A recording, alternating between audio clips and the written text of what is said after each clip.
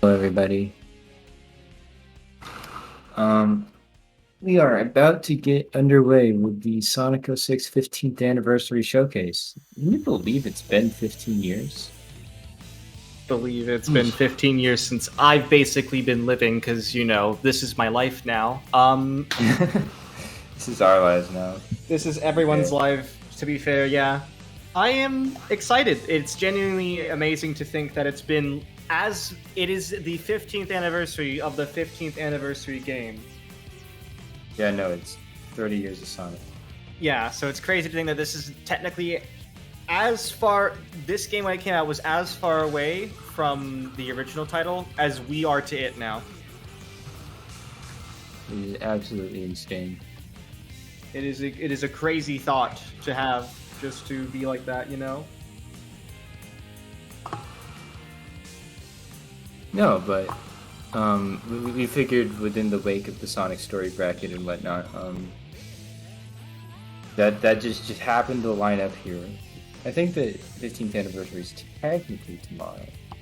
It is technically tomorrow, yes, November 14th. But, we're going to celebrate beforehand, of course.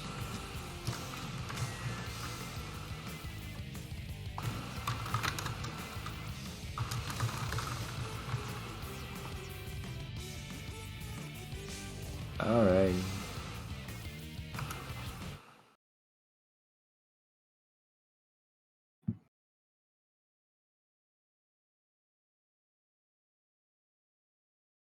Testing, hello.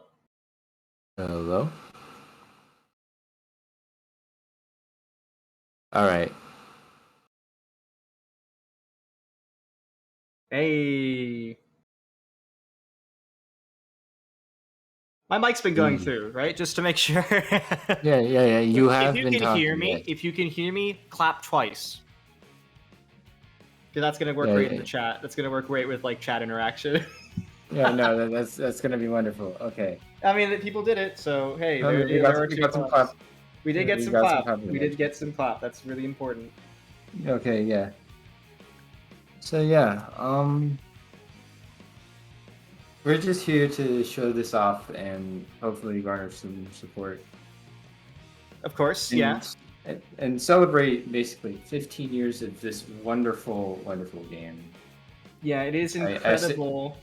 I'd argue that while the game has very often been ridiculed by the general public as a Sonic title, the thing is, it's funny it's though. an incredible speedrun. And I think it's generally just viewed by the Sonic community, speedrunning community as a whole, as actually one of the better speed games. Which is, Yeah, man. it's retribution, as I like to put it, because it's just an incredible speedrun. What we're Yeah, going to be no, doing like today, for reference, we're going to be doing all stories. So this is basically beat the game, the equivalent of that. All stories shows off Sonic story, Shadow story, Silver story, and the last story. Oh yeah, who is doing this? This is important. I guess you don't have that on the screen yet. So my name is Focus Sight, or just Focus. I have been a Sonic 06 runner for 9 years at this point. I think I'm actually still the longest running active player to date, which is considerable considering I'm only 20. Um, so this has been my life for this. I've ran this game for 40% of my life, which is sure is something. yeah, no, it's It's a thing. if you do the math. I generously calculated that if I would argue that I played at least 4,000 hours of this game. That's a very, very conservative estimate. If we take about 25% of the run to be load times, I've had over a month of load times in my life. At least 700 hours in a month, roughly. So more than a month worth of load times.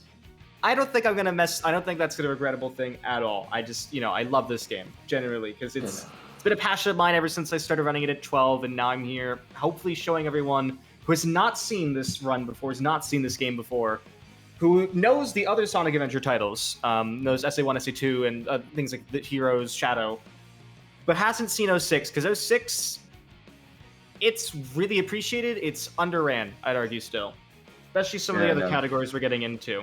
But if we're all ready, we can all get going pretty soon.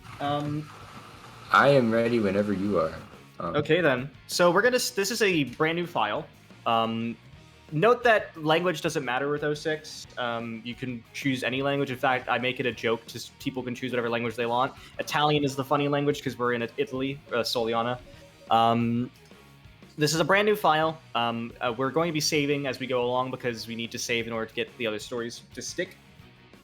And I didn't mean to start already. Let's not do that. I didn't hit start on my own timer, so that's great. This is a good way to start with 06. I literally mashed too much. Oh yeah, you can sign out during the cutscene. That's a trick we use like as a backup in Mission 19 because deaths can be costly because they can trigger like 15 loading screens, but you can exit to the main menu during a cutscene or some equivalent by signing out of your profile. Yeah, you can do that. People are saying good luck, and it was like a little bit too premature. I didn't start my timer, so this might go fast. So... Okay, now I'm ready. Sorry about that. Embarrassment's fun. So I'll begin in 5, 4, 3, 2, 1, go. So Sonic 06 is quite the game. The best part to start with Sonic's story here is, the first story we get into. We have to start with Sonic's story because it's the only one available from the start. You may have seen there's other options. Those are all DLC. Yes, 06 does have DLC. It is pretty good, honestly, for the most part. I might even get to show some after this main run is done. But the plot of Sonic 06 is basically 3 parts, and also it involves time travel, so don't try to understand it, please. Please don't. It's painful. Sonic's is pretty simple. It's honestly more like a Super Mario plot than anything. You just rescue Princess Elise through most of the game, and that's it. You're basically doing that from the start of the game and through the end of Sonic's story. So we're just talking to Tails, doing some, things we need to. One of the main things that is in Sonic 06 that isn't really in the other games to the same extent is missions. Certain missions in the game are required for progress, which is just like... I actually quite enjoy the missions in Sonic 06, so to speak. I think they're really interesting speedrun-wise, and they're really funny as well, to be honest. Some of them are. They're the main highlight of running all gold medals as categories, which I've done for all 3 stories and the entire game. So that's a pretty fun way to experience and route things that aren't normally in the game. But you need to do some missions to either unlock, like hit a certain flag, or in this case, to get some rings to buy a power-up. So this is the winder of a shoemaker. It's actually mistranslated from the Japanese, the wonder of a shoemaker. Fun fact. So yes, the first mission in this game has a typo in it. Wonderful. And we just get started with Sonic. This is Superman 64, basically, but you get started on Sonic's base movement. One of the most important things is the spin dash cancel. So unlike in SA1 and SA2, Sonic can't jump out of a spin dash normally. You actually have to wait until you're done the spin dash, or you can cancel the spin dash by holding X. And if you hold X and just jump, you actually remove the entirety of, it allows you to jump out of a spin dash as you would normally, but it is a weird feeling to just go, okay, in order to jump out of the spin dash, I need to hold X, and then when I'm in the air, I can let go of X. It's fine. Yeah, it's definitely something to get used to. That's one of the first things that kind of threw me off about Sonic. At least it's like, wait, you can't jump out of a spin dash? Yeah, but we make use of it. Another thing is you also have kicks. Kicks will maintain your momentum, and oftentimes if you're trying to let the spin dash last longer than it normally does, you want to kick in the right way. We got the light dash there with the light chip. It's useful. Allows us to do light dashes. And we're going to see the first major glitches that we get here in Sonic 06 in Wave Ocean. So this is a setup that was found... This used to be a very different... we used to route this stage very differently, but this was found in roughly 2014 by DSS. It's something called Loop Launch. So Loop Launch is the first instance of a major glitch in Sonic 06. So we're going to align ourselves with a loop like so. Pause buffer, and... I'm dead. Okay, we're going to do that again. Way too low. It's very easy to die. Yeah, what that's called is a homing attack whiff. So Sonic is basically perpetuating his homing attack constantly. If it's basically missing the homing attack trigger and continuing on until you hit some other form of geometry. That should be good. Yeah, that's good. Okay, so yeah, we're aiming for over here. Didn't get in the cave, but that's fine. So why is that important? It's used in a few other places as well. If you've ever played the first boss in Sonic Story, Egg Cerberus, and sometimes launched into the sky, that's also a homing attack whiff. We basically managed to harness the power of that to skip a lot of the stage here. Super useful, and that's actually the first instance of a 360 exclusive glitch. We are running on the 360 version of the game for reference. 360 version, generally speaking, is just a better version because the frame rate is more stable. You can download the game to your console and thus improve your load times by 5 to 10 seconds per load. And overall, a lot of things. There were some things that were even just patched on PS3 or are just impossible to do on PS3 that are really beneficial to the speedrun. Next up here, we have Tails, so the first Amigo character. So Tails' flight mechanic is really strange. He normally, if you hold A, you'll hit a hard ceiling, and then you'll fall really fast. But if you let go of A right before you hit the ceiling, you can use the momentum you've gotten in order to rise above the natural ceiling, then hold A again to reset his falling speed, allowing you to extend your flight, which allows us to go from the first pier to the final island to the end of the stage without needing to actually press the switch. And now we get onto the Mach Speed section. So there are 4 Mach Speeds in Sonic Story, and the weirdest thing about the Mach Speed is that the fastest strat is to hold nothing. Don't hold the control stick whatsoever. The control stick in Sonic 06 enforces a speed cap, but the light dash actually goes beyond the speed cap speed. So if you just press nothing, if you hold nothing with a control stick, you can actually go beyond what it allows you to do in terms of speed, and you need to... It's essentially... We have this system called Speed 1, Speed 2, Speed 3. Okay, I was so worried I almost died there. Sorry. We have the system called Speed 1, Speed 2, Speed 3. So if Sonic is, like, holding his arms out like this, but he don't see that much blur, Speed 2. If Sonic is just walking, that's Speed 1. And doing a light dash and not hold the control stick is Speed 3, but if you don't press something shortly after, you'll actually go back down to Speed 1. So all the Mach Speed sections are pretty much finding, okay, what jumps can I do, what can I skip? How long can I hold Speed 3 and then go into Speed 2 by holding the control stick again? Letting the, letting the various light dashes take me wherever I want to go.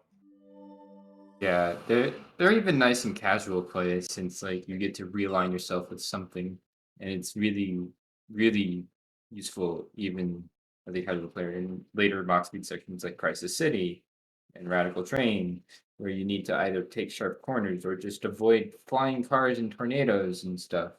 Yeah. Um, We're getting onto another part of the run. So normally at this point, you're supposed to get something called the anti-gravity, but we can do something called homing attack clips in order to clip through walls. So if Sonic jumps and then lands while homing attacking in the last frame, it can actually give him speed. And pretty much in Sonic 06, all you need to break through any geometry is the right speed and angle, and you're good. So Sonic, you just hold jump, and then you homing attack on the last frame before you land, and then that converts your homing attack speed into running speed. We then touch the mirror there and talk to the girl, which allows us to enter Egg Cerberus early. This skips a loading screen, and it also skips the need to get the anti-gravity. And now we get to our first boss, and he's already being bad. Wow. wonderful. Wow. So this is one of the RNG bosses in the game. Okay, Eggman, I'll play with him. I legitimately can't Bad believe I've had dog. this. I've had this much bad RNG with Fid. Yeah, it's gonna get worse in Shadow Story, so don't worry. Oh yeah, no, there is more. There is more. So Cerberus is quite annoying. As you can see, the first pattern is dependent upon just if you can get to the tail in time. And sometimes the boss just loves to register you as not being on it or missing the rail or something. You need to go across both rails to then control it like this. Once you're here in Sonic Story, you can actually aim for these statues. They're in the background, and so you can actually do stuff with them. That gives 2 hits, and it only takes 4. In Shadow Story, when we'll see this boss again, there are no statues, so you actually have to do that 4 times rather than 2. Not the best luck, and I'm going to need to make sure to keep note of my lives here, because that was not where I was expecting to lose 2 lives, but, No. I don't think anyone does. At least not 2. That was incredible.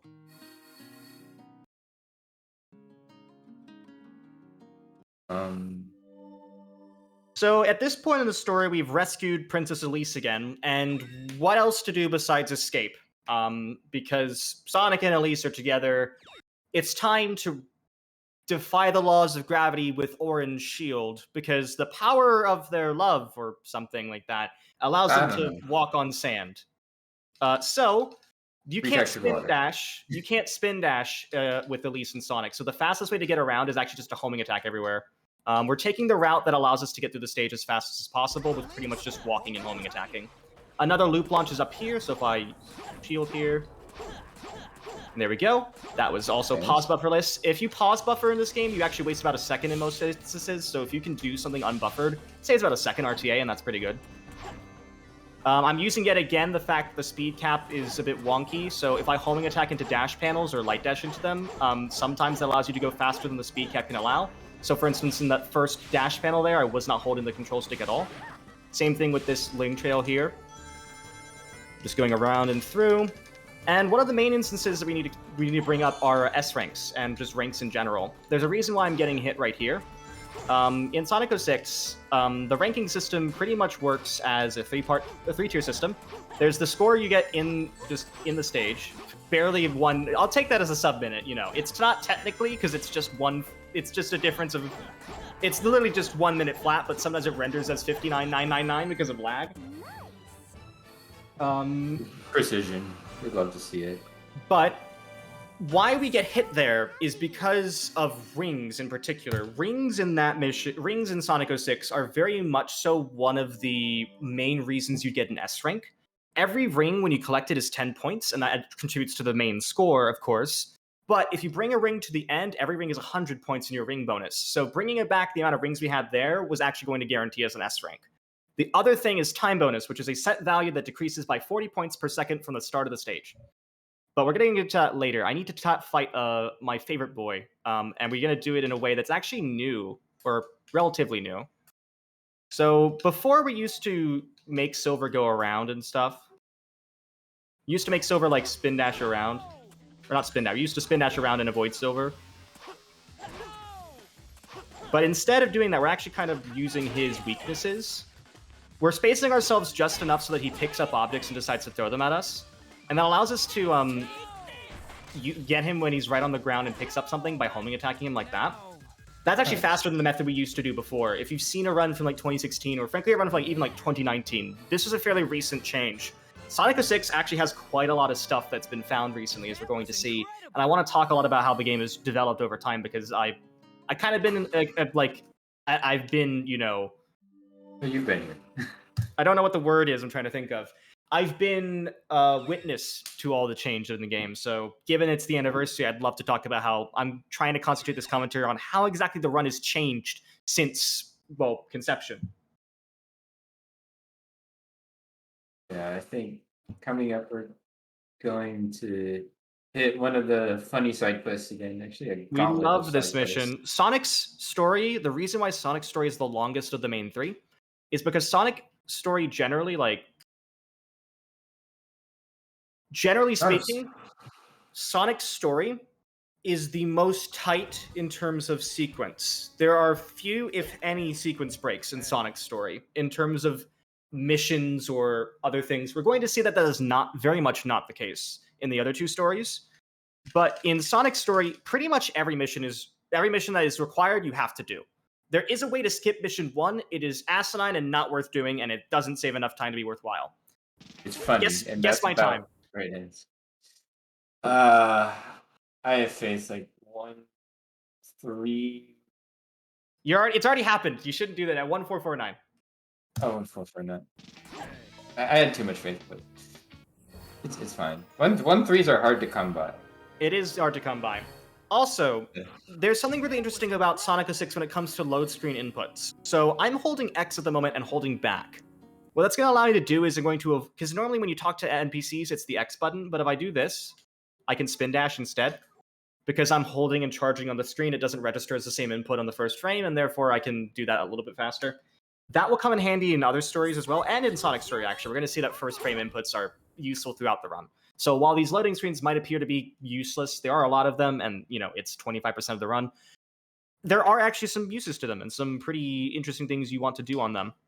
I'm now going to get the anti-gravity, the item we skipped, because it's super useful for combat as Sonic, actually, as we're going to see with this next mission. This is the first set of like missions consecutively in the story. So there's like 2 points where you really do this. One is this point right after Silver, before White Acropolis, and the next point is right before Kingdom Valley in something called the Trials. But Sonic's combat develops really interestingly throughout the run because Sonic by far has the most different upgrades throughout the run. The other stories, there isn't as like deep a progression. The anti-grav is this move, the slide kick. So if I hold and release X, it allows me to do that sort of constant slide on the ground. I'm invincible during that, and it also constantly damages enemies. Super useful to get multiple hits on certain big boys. So for instance, this one right here, I can quickly just hit the legs like that. Don't have to be worried about like anything else. Knowing how to homing attack properly and recovering from it is really important too. So for instance, like this path right here is really good.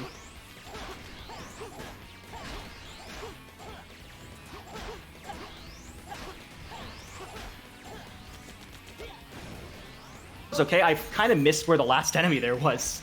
Kind of got confused there, but use the minimap, it's super useful. I just kind of was like, I didn't know where I was relative to it. The minimap helps you with the not boss fights, sorry.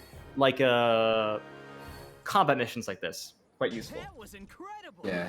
It also can help you with where your NPC is located if you have one. Welcome to the most needless load screen in Sonic Story. You're not ready. Actually, Sure. You're probably ready. Yeah, But- why not? Why not? That's fun. We get to load into that just to talk to Knuckles, and then we have a cutscene, and then we load right back into right into the hub world again. So the credits warp glitch. Good point mentioning this, because the credits warp glitch would have happened on mission 5. Credits warp. So the major categories in Sonic 06 are any % for each story, no credits warp for each story, all gold medals for each story, and then that's about it. There's also, as we're making currently, a no major glitches category for everything, but that's only currently existing for Sonic and Shadow. Silver is currently being routed out because Silver is by far the most broken story. So, the credits warp glitch, unfortunately, doesn't hit the flags to unlock the last story. There is something called broken %, which is effectively the equivalent, I guess, of doing beat the game. It effectively is doing credits warp in both Silver and Sonic's story, which basically means you can never play Shadow's story, which breaks your file. So that is like the equivalent, but no one actually really runs broken %. All stories there are requires runs you that to... exist. There are runs that exist, but it's not considered a major category. Yeah, it's a fun category extension. If you consider Sonic's MSG fun. Yeah.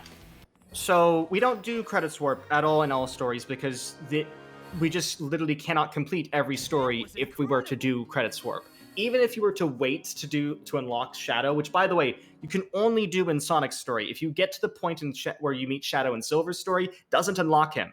So if you skip too early in Sonic's, you actually won't even make it to like another story. You can't get Shadow, which is really weird. I actually thought you could unlock from another one, but I was actually incorrect with that. So now we're getting into White Acropolis, third stage in Sonic's story. Yet again, another playstyle, because this game loves playstyles in Sonic's story in particular. So this is Snowboard. Weirdest thing about the Snowboard is you have much more control if you're preparing to jump. So most of the time in this, you're holding A.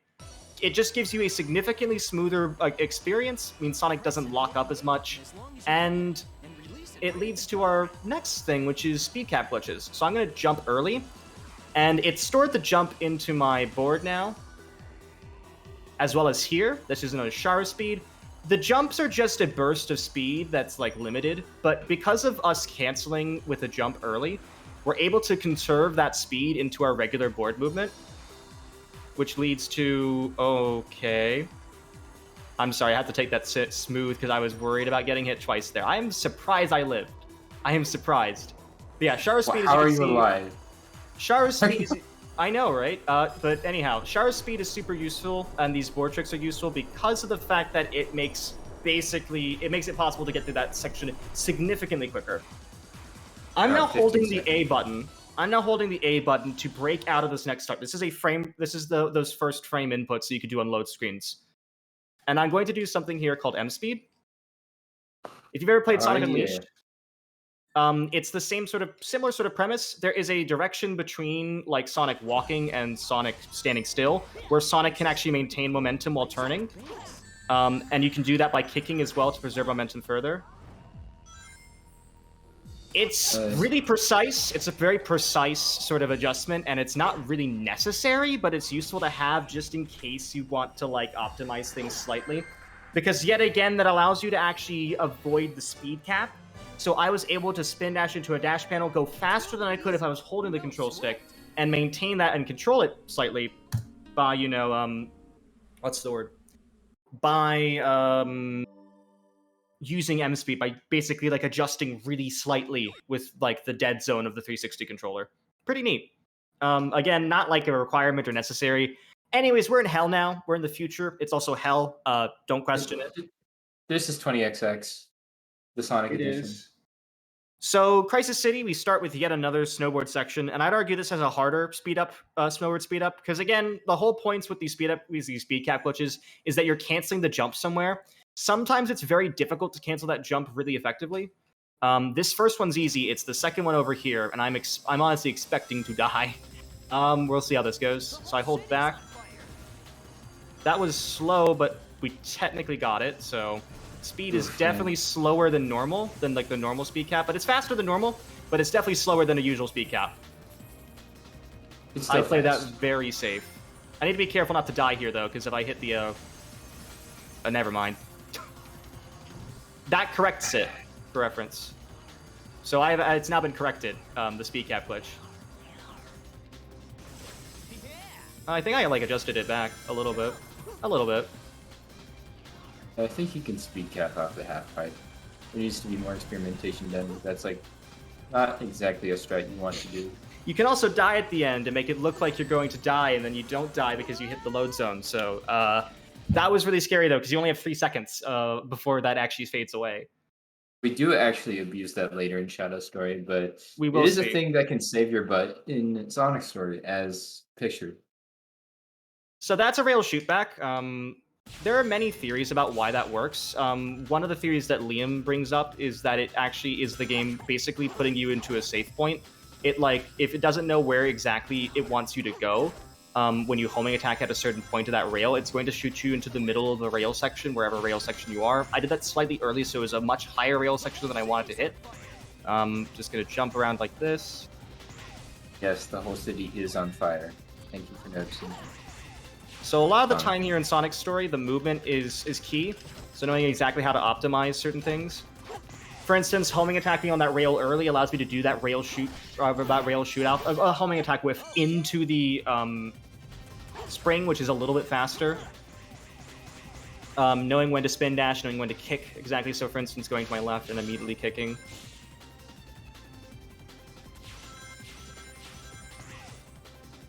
For the fans, I'm gonna do something which is insane. No one does this. Oh no! Oh, focus. By no one you mean Nick on a cage. I died. Okay, I jumped off way too early. So that is. You did get a good launch. That's yeah, but I didn't do it right. So that was a ladder launch. I failed to do so because I jumped off. I honestly thought I was going to fall off earlier than I was, but. You can use that to skip this automated section. Unfortunately, I barely didn't. That is a very recent strat as well. We found something similar in Shadow Story, and then we were like, what if we just did it with a ladder instead of a rock? And it's weird because the thing is, it's a very straight object. It's basically exists only on one plane, and because of that, we're able to kick and use that momentum from it. But I want to talk a little bit about stuff here. So this is really one of those stages where like knowing where to spin dash and not to spin dash and how exactly you want a homing attack is super important. There's some really weird and funky things we do here, like homing attacking that collision in order to get onto this platform. This is my so-called pipe because I found it and no one did it before, so it's called Focus Pipe. Sonic X has a wonderful tradition of naming things runner, name, object. It's very funny. And by funny, I mean sad, but you know, Yeah, no. You get that's interesting. that's my pipe, everyone. And then that's there's my like pipe. Randy Rail, and then like what Yeah, else? which I found for reference. Star Speed, DSS Yeah. Speed. Like, come on. So this is on, the guys. most infamous Mach speed. In fact, I'm already kind of getting screwed by it right now. Once, as before, holding nothing and doing a light dash is the most speedy thing you can do, but because of all the shrapnel, which can hit you, it's actually really hard to maintain speed 3 effectively here. The beginning was rough, but actually this has been okay since. You also want to make sure to lose your rings before the end of the stage.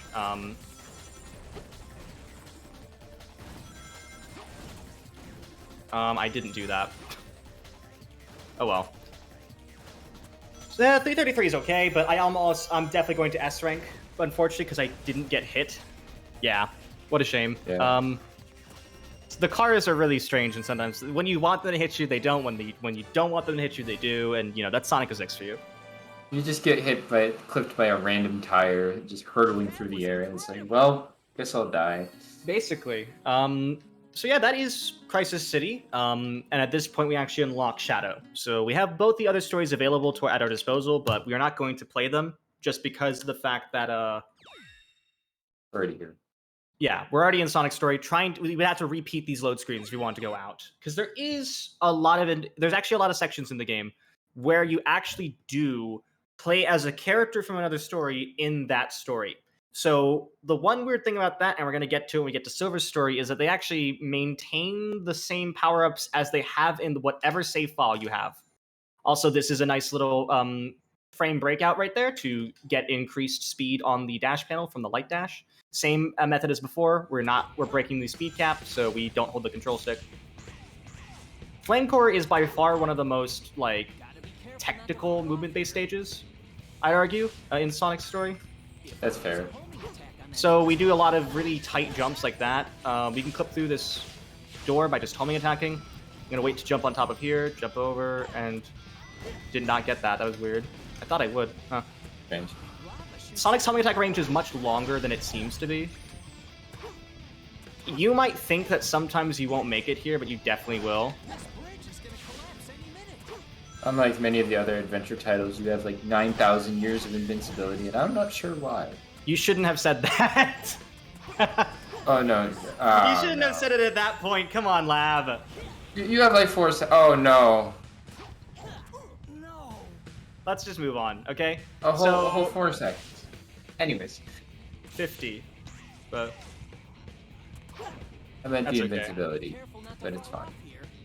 yeah, the other thing is that Sonic, when he gets hit, until you move a little bit, actually gets stuck to the ground, so his spin dash won't do anything. I failed to do that properly, so... Oh my god, what the heck? This game does not like me right now. What the hell is that? Okay. That was unfair. Okay.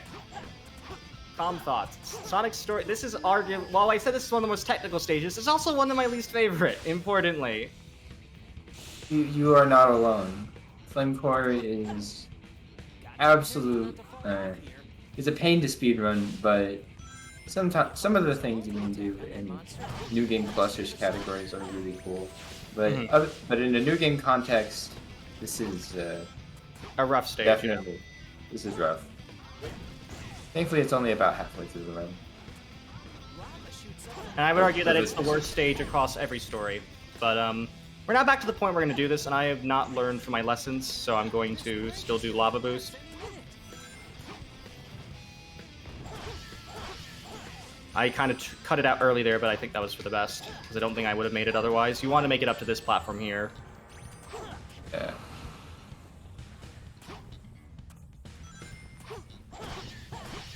Completely fair. Spin dash these enemies, or slide kick if you can't manage that. Try to avoid lag in a lot of places. You want to hold the camera down. And we're going to get over here. This is the other reason why Flame Core is infamous. I am going to get this checkpoint just to be extra safe. There's a possibility that... what the hell? I think... Okay. I think I know what happened there. I like it. Yeah. The meteor fell right underneath me, and the collision there led to me like doing that. So Yeah, I think the puff actually made you teeter, which is but we're stranger fine. than it sniping you on the way to the loading trigger, which is my Nah. focus with the checkpoint. Yeah. Anyhow, so Flame Core second section starts off with a little bit. Okay, I'm glad that worked. This rail can be infamous because sometimes if you're at the wrong position, it won't actually allow you to homing attack the right spot. It will have too many triggers to homing attack, and then it won't choose one. If you use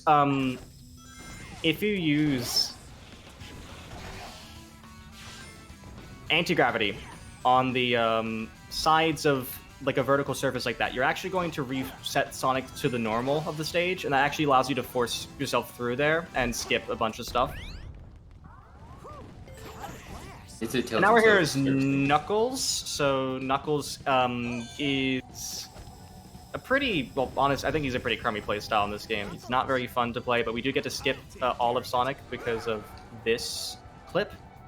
Pretty much all you need to do is just jump and hold out. Just jump out of the ceiling.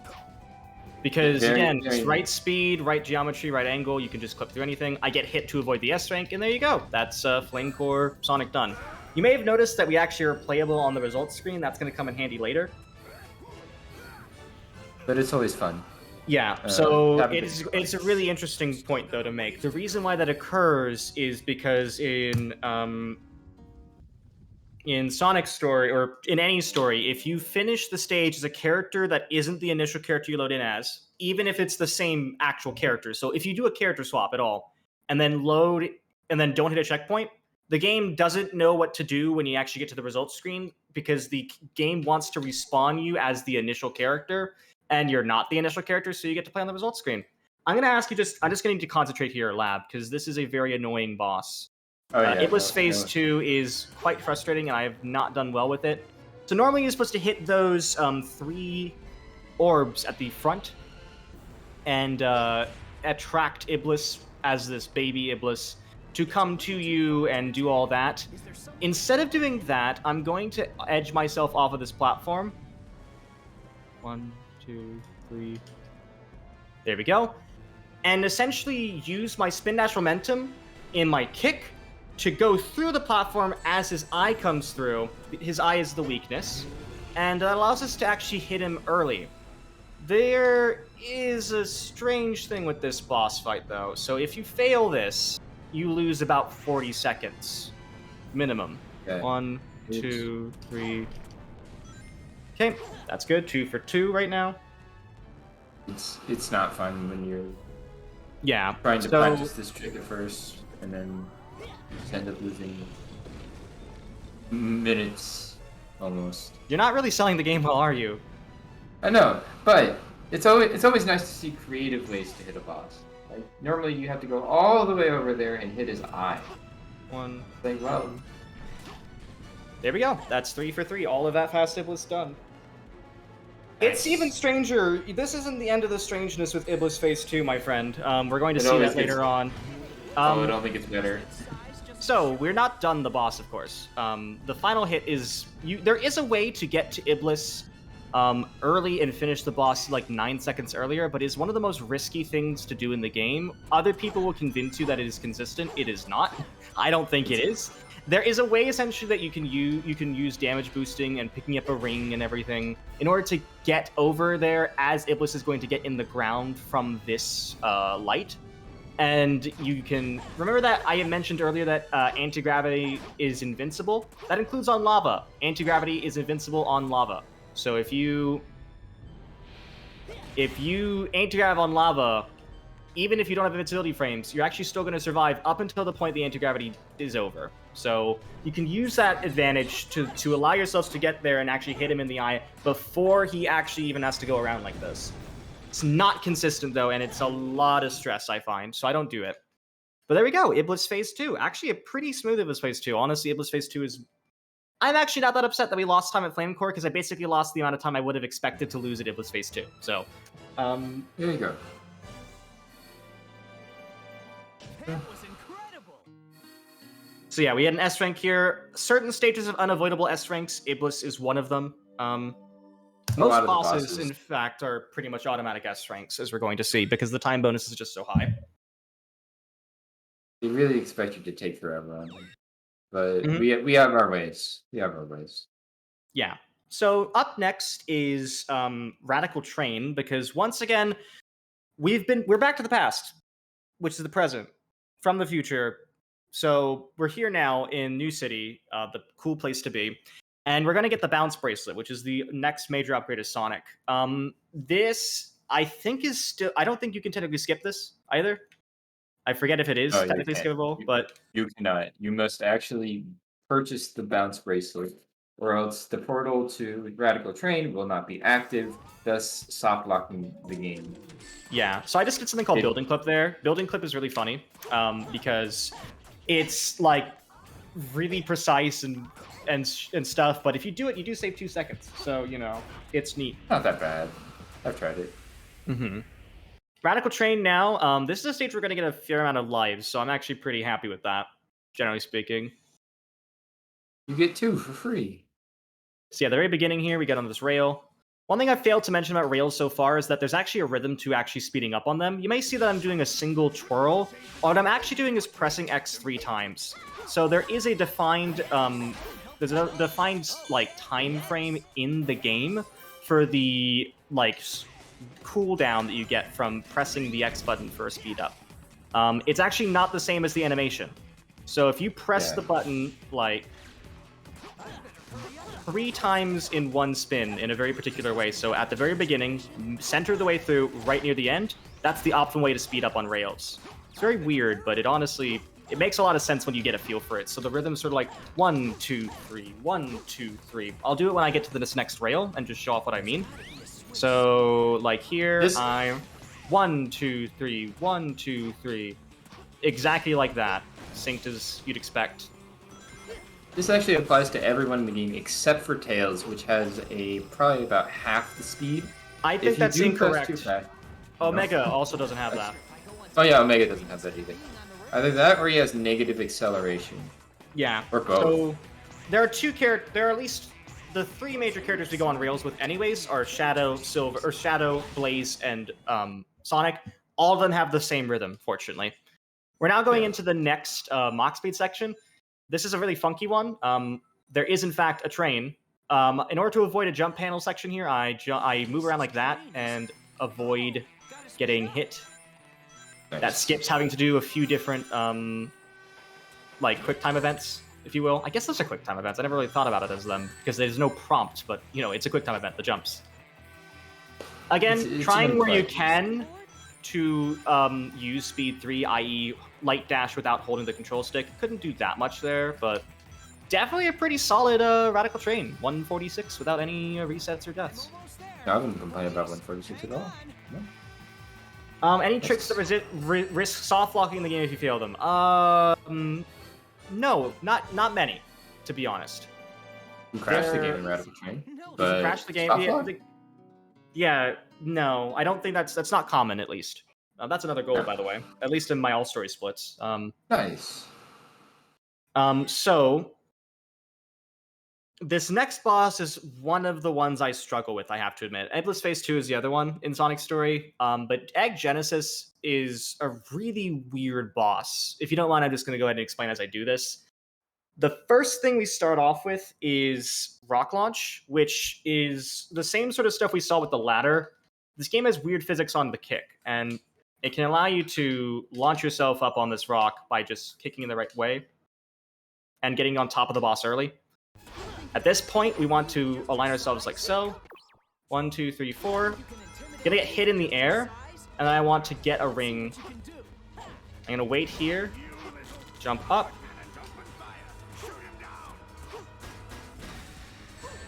Barely missed triple cycle. So you want to get hit again and stay on top of the boss. But if you don't do that, that's fine. I typically can mess it up.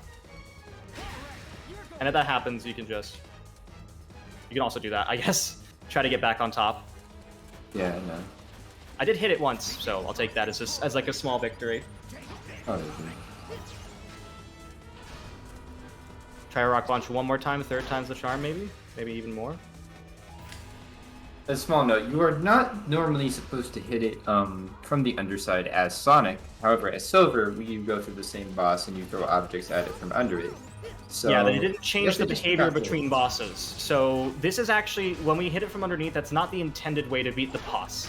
And yet, I know many casual players who actually did beat the boss that way. Also, this is really funny.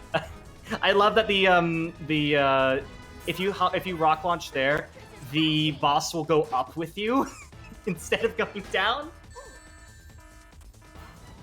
That is the funny. The game is actually not very unstable, for what it's worth. The game doesn't crash very often. It's a glitchy mess, but it's a glitchy mess that doesn't crash very often, nor does it soft lock very often. In my It's time, predictable. the game has like crashed only 9 times in a way that I didn't understand why it crashed. There are other crashes which are actually like you can force, and are very predictable in that regard.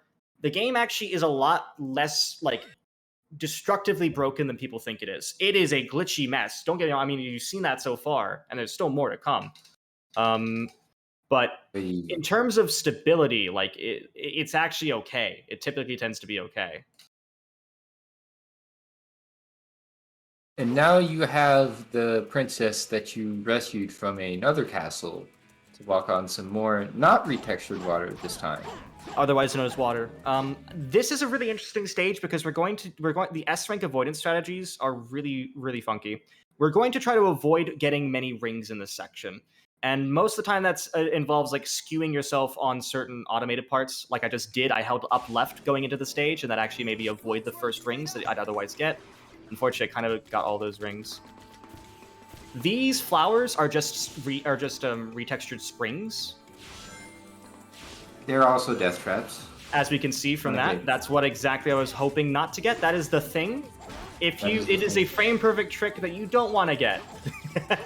No. It is the one frame perfect trick you don't want really to get, where you get stuck and you get the spring backfires basically, and you get trapped in a chasm that you can't escape. Let me try this again, doing it a different way. And there are several ways to approach this vine. The vine was is better?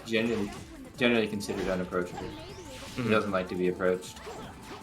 But yeah, the main thing with Elise and Sonic here, as well as the same rhythm with the rails, pretty important, is ensuring that you like maintain momentum wherever you can. So off of like faster sections like those, it's really good to make sure you're pressing the timing of the rails right. You're actually adjusting yourself right when you get into dash panels and whatnot.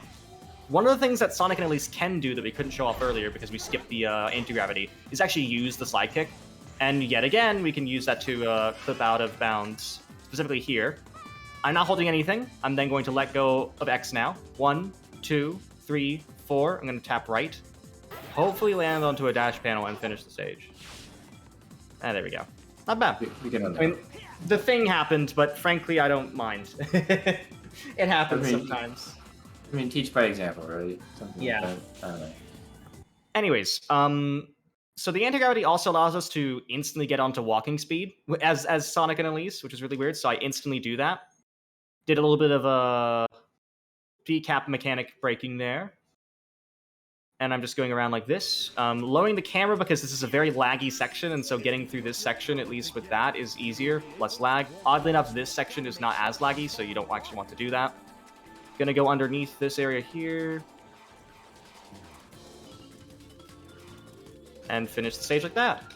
Not a bad tropical jungle, all things considered. That was an S rank avoidance strategy, getting hit by that enemy there. I think I didn't need to because I didn't have enough rings for that, but I just didn't properly attack it. So, I didn't check, so it's whatever. it's fine. I definitely had not that many rings. I had few enough rings that it was not an issue, but I just played it too safe. Yeah, Okay. It couldn't hurt for something like that. So the other reason why Sonic is the longest category of the main stories is the fact that it's the only category to repeat a stage. So Wave Ocean is actually played twice in Sonic's story. Every single category, every single story in this game has an Amigo stage, or it's called the extra stage in like the level select, where you play a stage as a side character. And in the case of Tails here, he plays the Wave Ocean again to get Elise again. It's weird because in the other stories, the extra stage is a stage that the main character has not played. So they go through 8 of the 9 stages, and the extra stage is the remaining stage after. Wave Ocean Tails is a repeat of a stage, and Sonic goes through all 9. That's another reason why this category is much longer than the others. But Tails here, we have a lot of interesting, again, mechanics relating to his flight.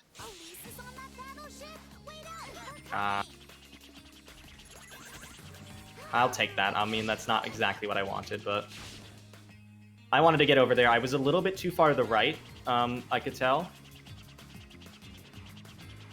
So I actually got hit by the invisible wall. If I was a little bit further to the left there, I would have been able to avoid that completely and then just go with massive speed over to the left, where I was trying to aim. But Tails, again, we have that same ceiling mechanic with his flight. I thought I died there. That was really scary.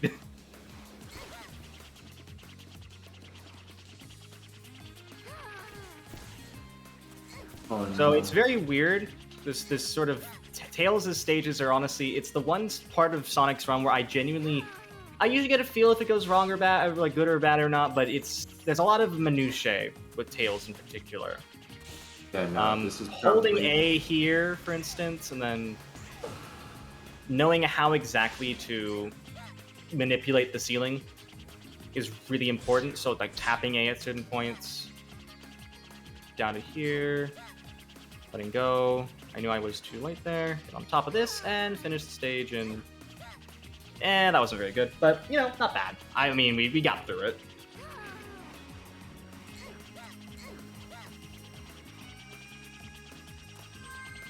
Oh, there you go. Mm-hmm. Now we get to see the first instance of my favorite part of Sonic's story, or just Sonic in general, the gems. Probably my favorite set of upgrades in the game. Yeah, reasonably so, because they are completely unhinged and broken. Wonderfully so. The first gem Focus is going to get here is the blue gem, which provides... I'm not sure if you're going to take green gem or not. No, you can't do that in all stories. Oh yeah, you can't do that in all stories. Correct. So... Focus is going to get the blue gem. The blue gem, when you activate it, it gives Sonic a neat new set of blue shoes, and it also, more importantly, it gives Sonic a brief burst of speed. So it just accelerates you instantly to running speed, although you are locked in a line for a very short duration, which makes it a bit hard to use. Go really fast, and so we use blue gem liberally. Mm-hmm. Now, the reason Focus slowed down to the NPC earlier is because he can do a barrel roll, literally just if you walk at him wrong. Yeah, I call it getting poked. I call it getting poked. That's what we usually call it. The weirdest thing, though, is that the NPCs that we actually talk to for these trials, these tests that we have to do to get into Kingdom Valley, weird thing about them is that they actually don't have that same vulnerability. So you can blue gem at them and they won't move. They won't budge at all. Yeah, they're just like, hey. So the fastest way to get through as Sonic with this blue gem is actually to do a blue gem spin dash. Like mentioned before, the speed cap can be very limiting in certain points. So, in Sonic's story, for instance, if you spin dash and then immediately let go of spin dash and then blue gem, your blue gem acts sort of like a dash panel does, and it takes an input speed. So if you're just walking, the blue gem won't do that much speed. But if you're running, it'll do more speed, and if you're spin dashing, it'll do even more speed than that. So it's additive in that regard, or I guess multiplicative. And because of that, you can actually break the speed cap again by just doing a spin dash, letting go, and instantly blue gemming. And that's where M speed can come into play as well to control that and where it goes. Next up is the most infamous mission in the most infamous mission in Sonic's story, which is the Test of Courage. The reason why this is infamous is because they decided in this game to give you a mission where you have to destroy a bunch of enemies where you don't get any rings. So I'm going to concentrate a little bit here. If you don't mind, I'm just going to speak and do stuff. Ensuring that you don't get hit by certain shrapnel is really important. That's the reason why I'm doing this, for instance, to avoid getting shocked by those, which will kill you. 1, 2, 3, 4.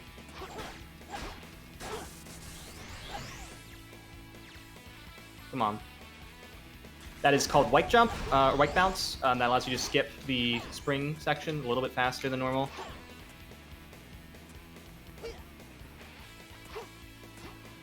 Okay, that was the scary part. That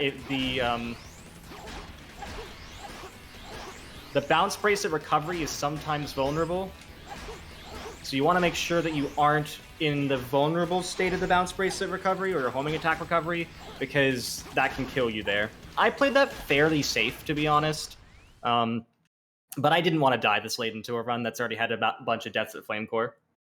Yeah, you lose about a minute tops if you die in Trial Card, because you have to exit, he just tells you not very good, then you hit another loading screen that you go back into the hub world, and then you get to accept the mission again, and then do whatever you did over again.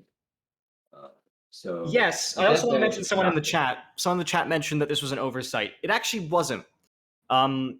This Sonic 06 is very interesting in terms of its development. The build that we have here in this game, in this version, is just the most stable, complete build. There are known builds that are significantly later than this, where the gem meter is working perfectly fine. The manual indicates that it was supposed to drain. In fact, in the code, it indicates it's supposed to drain. A single typo prevented that from being the case. But I believe in like the XBLA demo, the gems have normal meter, if I recall correctly. I'm not entirely sure on that. I don't remember the gems being in the XBLA demo, but I could be wrong. So it was definitely considered and known, but it's just that because of the rush to release a game for the 15th anniversary, they had to get a version of the game that wasn't necessarily the most complete. There were further builds than this, and we are certain of that, just from the way that the content is worked into the game and everything. We know for a fact there's a later build than this. So they just had to ship this, not only for the 2006-2007 holiday season, but for PS3 launch title and launch window at that point even. Yeah. So that's exactly why that really occurs, and this is another reason why I wanted to talk about like this commentary to not be necessarily focused on just the game as a whole, because it's an amazing speed game as you've seen, but also like the development of the game and just the run as a whole. So Blue Gem is pretty much the way we're going to move around to Sonic for the rest of the run, because it's so fast RTA. There is a gem called Red Gem, which actually slows down all time by half. Also, speaking of object person, we didn't get it, so I'm going for it again, of course. This is Chararo. There we go. Sonic's homing attack range is weird, as I've mentioned before. It's a box that gets wider as you get farther out. More mechanics that combine speed cap braking. So if I spin dash into that dash panel and then Blue Gem out of it, not only do I get increased speed from the spin dash into the dash panel, which is already faster than I could normally go, I get additional speed for doing Blue Gem. So that it's adding more and more on, and as soon as I touch the control stick, it will lock me to the speed cap speed. So make sure you're knowing that well. I also did just something there called Eagle Skip. The load zone for this is just barely reachable with a very precise jump, and I did that. I didn't die, so that's cool. Yeah. We're now skipping Silver. So this point in the section where you normally play as Silver, we will see Silver later, of course. And there is a theory that, or like a working theory that it potentially could be faster to do this as Silver, but it's not reliable, so... No. Instead, we're going to jump over to ourselves and talk to ourselves. This is normally where Silver would finish his story, but we had just warped to Sonic again, a different copy of Sonic. So just like that, and there you go. Just a reminder to remind yourself you're not doing that bad. Just talking to yourself is cool as long as it's another self. Yep. No, just a copy of you sitting over there. We will see copies of other characters just kind of sitting in places when you're already that character, so it's kind of funny. So at this point in the run, we're now just basically doing a lot of interesting stuff as Sonic. I think this is really where Sonic is very tech heavy in ways that I think aren't as visible from the naked eye. Like the other ones are more flashy, but Sonic does have a lot of optimization in ways you can't really easily see. Like for instance, that Yeah. rail, that rope, that angle is very precise to hold. But as soon as you get into the gems, it becomes much more flashy, and obviously you're doing a lot more. So, well, I'm not doing castle skip here, which you can hit that eagle that was up there, which is very strange cycle to hit. You can then have it warp you around in a circle to something that doesn't look like you can complete, and then you can use the green gem to break this tower and then get into the jump panel after the tower's been destroyed. But I don't go for that, and also we need to save our money here. Oh yeah. The reason why I'm doing the things I'm doing right now is because the doors are just not solid enough such that a spin dash is speedy enough to clip through. That's the case for 3 doors here, which we're going to use, so it skips a bunch of combat. You can blue gem down the stairs, but if you get bonked, which is basically the disadvantage of the blue gem, is that if you actually hit any solid, you'll just like bonk in place and Sonic will have to recover and all that. Makes it very difficult to actually do stuff efficiently. We're actually going to use that bonk right now. Oh. Oh. Okay. That was not nice. There we go. Weird, I never had that happen before.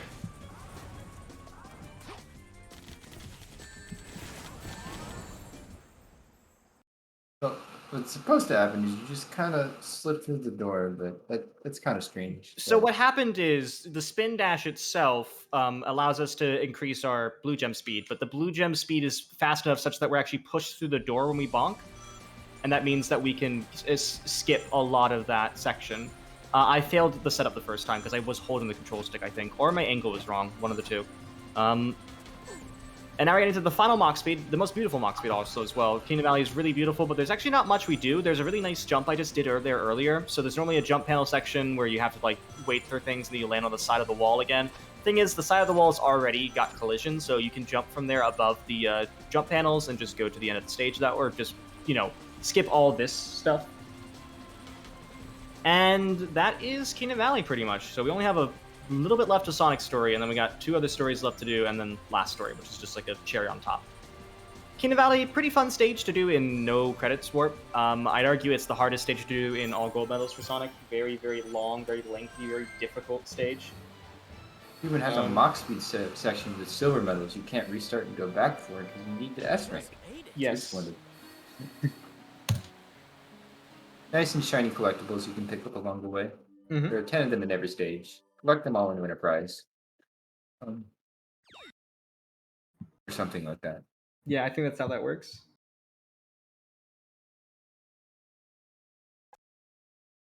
Ah, Lots of And load then- screens as we get into the final the final hub section for Sonic. So at this point in the run, we need to unlock Aquatic Base. Aquatic Base is the final stage, and it's hidden in this one section of Soliana. It needs to be unlocked by hitting 3 bells. So we're gonna go ahead and do those bells. The very- unfortunate thing is that there are a lot of NPCs here, and the thing is they can, if you hit them, you'll bonk, as I mentioned before, because they're just a solid object. So knowing how exactly to move around here and how to effectively counteract them is pretty important. Bounce bracelet down to this. Kicking is super useful because it does give you some temporary invincibility at least. Just go into here. This is a really neat thing. I bought 3 more gems. The one we're going to use right now is the Sky Gem.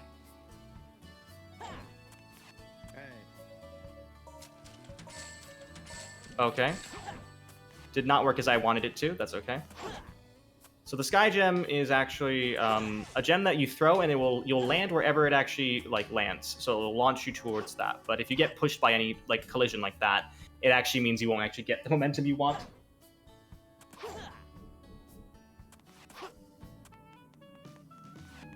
I think the Sky Gem is really fun. You're going to see Yeah, unfortunately, some- there is some delay with the game feed. Unfortunately, that's just sort of unavoidable with the setup we have. But Aquatic Base here is really interesting because we're going to use the gems that we've just bought really effectively.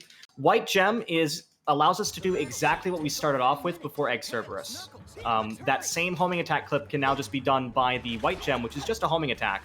And it might seem useless like in normal gameplay, and it usually is. In fact, it was a joke item for a longest time here. But we actually got some use out of it because it allows us to map the homing attack to a different button. So we can jump immediately and then hit, and which allows us to do those clips a lot more consistently, more so than we could have done otherwise. So now I'm using the Sky Gem. It has enough speed to clip me through most things, and we're going to use the Sky Gem to throw ourselves into this section. This is the start of Shadow and or Silver section. Sky Gem through the wall here. Through that. And this is the final part of the first section. There we go. Completed like that.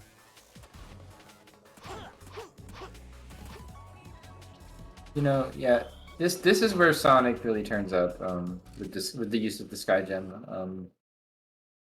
It really gives you some very flashy strats. Because you just chuck it and you go places that you really shouldn't, honestly, or that you should in a much faster manner. Like after we kill these robots over here. Knowing how to switch gems really quickly is also important. Use the D-pad, and unfortunately that's the 360 D-pad.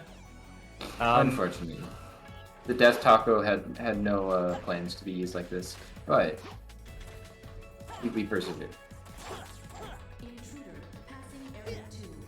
I just got stuck in that. I did not expect that. Okay.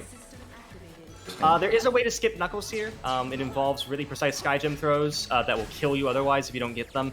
And it's like only 3 seconds faster, so for safety's sake, I'm just playing as Knuckles. Yeah. I failed to mention what the screwdriver is. That is the spinning move I'm doing right here that will home in on anything, like we did right there.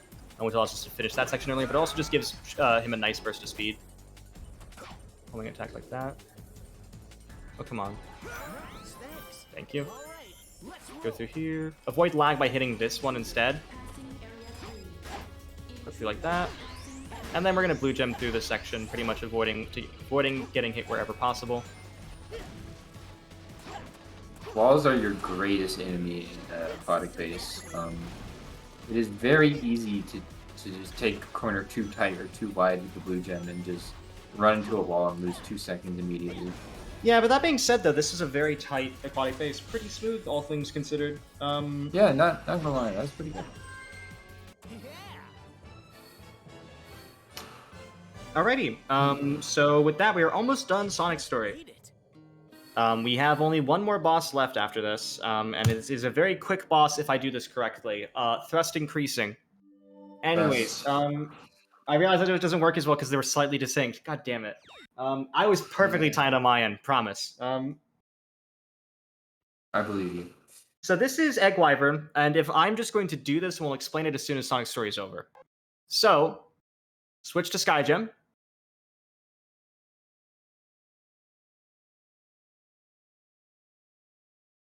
There we go. That's the first time Focus has done that quick in a long time, huh? I'm infamous for failing that like 17 times in a row because of nerves. So that's the end of Sonic's story. What we did there, at least from what I know, is that It's the oldest trick in the game. Technically. Well, this version is not the oldest trick in the game. But this is the oldest trick in the game. It was found in 2007 by DSS and is one of the first major glitches to be found in Sonic 06. A setup that allowed you to get a 49-second time. This setup allows you to get a 5-second time. It's quite silly how that trick evolved. Do you want to talk about it while we get into Shadow? Yeah, sure. I don't mind talking about it. What exactly we do with it? Exactly. What exactly we're doing? Well, what we're doing is, for the setup, we homing attack the Sky Gem because you can do that for some reason. And then grab the horn, and then the Sky Gem touches the platform, yoinking you off the horn. Sort of like you could control it, sort of like we did Egg Cerberus. And then you shoot yourself into the sky, or optionally wait about 20 seconds when he just naturally bucks you off. And for some reason, when you go up that high, it automatically just kicks you off because apparently being kicked off. And you win. Yep, you win. A lot of Yeah. you just win. A lot of the conditions with bosses just have you win if you finish them in very unexpected ways. Yeah, Gonna as see we're gonna that in see with Shadow this later. Shadow story. So this is Shadow. He's working for Gun, confusingly. But you The know, federal government capitalized. capital F, capital G. Yep. Um, gives him a bit of closure from Shadow the Hedgehog. Like if you remember anything from the plot of the other couple games that he's in the adventure era, it makes sense. Surprise. Except for maybe Heroes. I don't know if Heroes makes sense. Yeah, I don't think Heroes makes any sense, bro. So Shadow's story. Shadow is built for combat, but the thing about 06 in general is we want to skip as much combat as possible. So we don't really get to see that as much. We do get to see some really interesting stuff with Shadow, though. Unfortunately, we get to start here as Rouge. Not for long though. So as Rouge, we can clip through this wall, much like we did in Flame Core Sonic as Knuckles.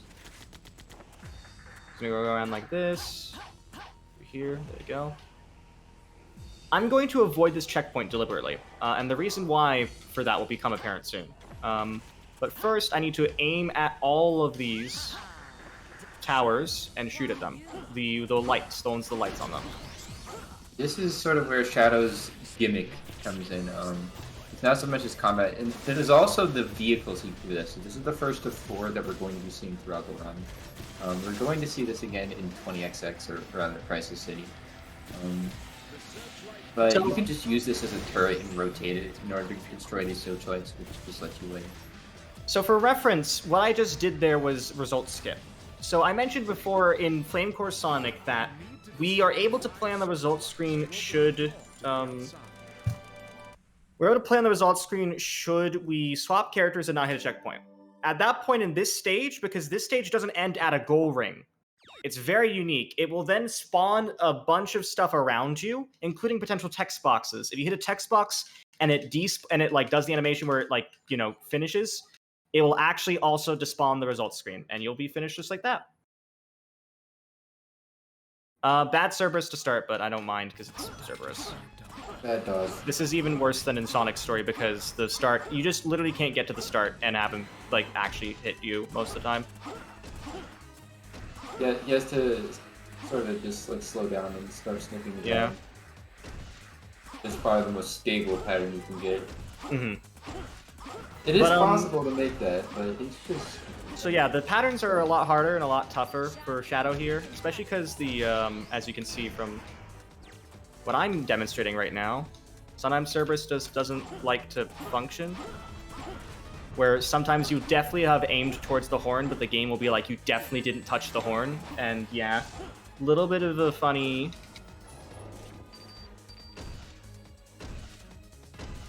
Third played nice there. There is a coin flip chance whenever he reuses his Hindlings. There is a coin flip that he could have just started sprinting. So Focus got a bit lucky there. A bit, but this is still a very bad Cerberus, for all things considered. Because the best Cerberus you can get, it involves crazy good luck. And it's fortunate that this is at the start of Shadow's story, so if you are resetting Shadow's story, this is pretty early into the run. But Thankfully. in all stories, it's pretty far in. Also, as you can see right there, the other mechanic, the thing is, if you aren't dead center to the wall that you're hitting, it can be funny. That's like the best way I guess I can put it. It's funny. Funny, haha, good joke, sir. Stop. And so yeah, this is a boss where I just sort of, the weird thing is in 06, either we can completely destroy a boss by breaking its code to the ground, or we are just basically waiting for it to hopefully do something for us. That's like the only 2 types of boss in this game. It's really funny that it's like we know exactly what we're doing, or we have no clue what to do other than to get lucky. Yep. That is pretty much consistent across 06 bosses, and it's really funny to think about. At this point in time, we are now introduced to the one of the main antagonists called Mephiles. Or soon enough we will be, actually. I forgot. I don't know how plot works. We're being asked to investigate Kingdom Valley, the same place we went to as Sonic at the very end of his run, and the same place we'll be as with Silver at the end of his run, where we just don't know, something weird's happening. Check it out, for fun. Yeah. Good times. So Shadow's fastest way to move around really is to homing attack, and you this is the reason why, honestly, this category has been called the RSI category. It is a lot of mashing the A button. You want to make sure you don't want to just mash it constantly. You want to have a rhythm where you do like a double tap really quickly and then let yourself rest and then double tap really quickly. Getting that rhythm in Shadow is super important. And in fact, the M speed that I mentioned earlier in Sonic's story is actually much more useful in Shadow because Shadow doesn't have a spin dash. Unlike Sonic, he does not. So that's like the major difference in movement. We just got the air chip again. The air chip is the same thing with the light dash, but here you can see if I'm homing attacking onto this and then I'm pressing the right thing and kicking, I'm able to maintain my momentum into that. That's M speed, and that's pretty useful. Super nice to use right there. So the other thing we just got is the memory shard, because apparently capitalism allows Shadow's memories to be bought and purchased in tiers. But that makes him Red Shadow, which is, cool. This is probably the most important aspect of Shadow's playstyle in Sonic 06. There's many different factors to this that make it very odd and strange and unique. And we'll see that as we go through here. But first, another vehicle section. This is the hang glider, and the hang glider can boost by pressing, A twice, and then you want to hold after it starts to speed up, because otherwise you actually won't get the full speed from it. So the way in which you move in these sections is to basically mash A a lot, and then hold A as soon as you know that you're boosting. And then as soon as you stop boosting, mash A again, and then repeat until you're to the end of the section. Oh, we have a raid from the sound defense. Thank you. As you're about to come into me, probably failing a trick for the 7th time, we're going to do a trick here this is a tradition for me. Yes, of course. This is a tradition for me. There is a way that you can avoid playing the stage as Shadow, and in fact finish as Rouge here. This is a frame-perfect trick known as a moon jump. I am going to risk it by doing it bufferless. Let's see. Did not work that time, but we'll see. So if you let go of A, the frame right before you touch the ground, the game sort of reverses the gravity that it's been holding onto and allows you to launch into the air really quickly. So if I do this properly, I'm not going to get this. This is going to be fun. I did say I would risk it because, people are here. But it's very tight timing, and I have no reference point for a Shadow. It's literally the feel. I have to get a feel for it and just hope that I get it right. This is not going well. This is not a trick people usually do RTA, but it does save a lot. Yeah, the focus is different, and it does save a lot of time. I'm very different. It does save time. I've already wasted enough time to the point that it actually is losing time now, but I really want to get it. I really just want to get it. Come on. It looks so cool. I hate the fact that we just had someone raid in and I'm just failing rapidly. There we go. There we go. Yeah, now you can just kind of hover to the end here. Yeah. So Rouge's hover is kind of strange. I might want to refresh my hover. I'll be good, I think. There we go. Yeah, we could have finished that in like 56 seconds if I just played a Shadow and skipped Rouge's section, but we're here now. It was worth it. Totally. It was worth it. It went whoosh. So yeah, the reason why that works is basically on that frame, the game has a constant gravity force down, and when it tries to do like the refresh animation of you like leaving, like as soon as you let go of A, it does like this refresh animation, but it's also standing at the same time. So when that happens, the game doesn't know what to do, and so it actually reverses the gravity and launches you upward. Super useful to have. We're gonna do something here called Fancy Clip. Okay, I'm not gonna do that actually. Wow, yeah, it just that is completely fair. So what I was trying to do there was jumping after I do a pause clip. I failed to mention pause clips actually. That's kind of a tremendous oversight on my part. So Shadow can do what Sonic does by just pausing and pressing A, because Shadow's homing attack is quite different than Sonic's actually. It has a maximum distance and everything. And so sometimes it's like it functions very differently than Sonic's. And as a result, if you just press pause and A, you can actually just do the same speed conversion to your ground speed and clip through objects that way. Oh, come on. There we go. Another weird homing attack mechanic, as we've seen before. Lots of the times this game has a homing attack mechanic that doesn't really work as well. If you don't hold anything here, you can break out of automation and skip having to do that. It's actually faster to go around like that. And we then go through this section here. We get moving. Best line in the game. You might notice that I'm using the Chaos Spear, that little like spear thing sometimes. That is because as Shadow, I want to conserve, or rather, Yeah, I want to refreshes your preserve. gravity. Yeah, it refreshes my falling rate. This is Ramsey Rail, so if I jump off here, homing attack this, and then homing attack over to the rail there, that saves a little bit of time. I want to get hit here to avoid the S rank. We're getting close to the extraction point. Pause clip through here. And there you go. Not necessarily a BLJ. No. Because the pause clip it's just pressing A and pause. It's not like mashing A afterward. There are no stairs you have to negotiate with, Not even a chance. depending on where you are. Well, not like in that. Mm-hmm. Although Anyways. for angled surface funny, that's later. Oh no, there are other tricks that we're gonna see. We're gonna see Breath of the Wild when we get to Silver's story, so don't worry. Yeah, I recommend plenty. I recommend staying around Sozin for the rest of the run because it's only getting more crazy from here. Shadow's Yeah. story, I think Sonic's story is a great story. It is a lot more cut and dry because it's been pretty much optimized and ran the most since release. A lot of more recent stuff has been found in Silver and Shadow, and there's definitely improvement in these areas still too. So it's worth looking into this and seeing where we can go. We're gonna get into the buggy again, and unfortunately, this is a very frustrating section. I need to keep note of my health here as I go along, because if I get hit too much, oh no. Are we gonna I think I'm get okay. back? I'm okay.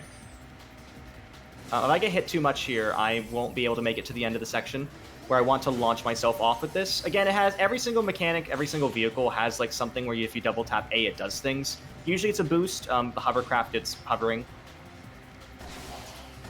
So I'm going to just boost the heck out of myself here.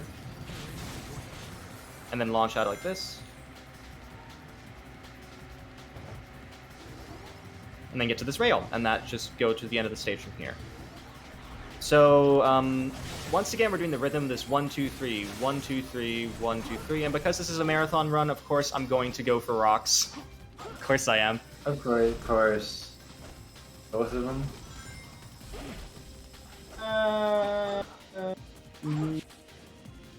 Maybe not that. Maybe not both of them, though. Maybe not both of them. Just the one?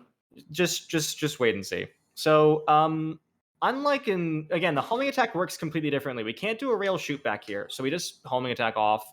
I aim for this area because if I've missed the rail, I can just hit the light trass like that, and it's a pretty safe way to get through. It's actually faster to go through this middle rail here as Shadow because I feel like Shadow builds up speed faster on rails, and the spring is actually much faster than in a Sonic story. We can skip these Yeah. enemy section here by hitting that homing attack there. This skip is a lot easier than in Sonic story because Shadow's homing attack is longer. Let's go through like that. But again, because of Shadow's homing attack having a longer recovery and everything, and there's also no trick ring there, it's actually faster to go just through this quote-unquote normally. And I'm going to set myself up for a trick called the Lamb Sauce. So if I slightly tilt to the right here, I'm able to break out of automation. I think I've done that right. Looks pretty good. Okay. And at this point, I can align myself on this rock. Ready? Go.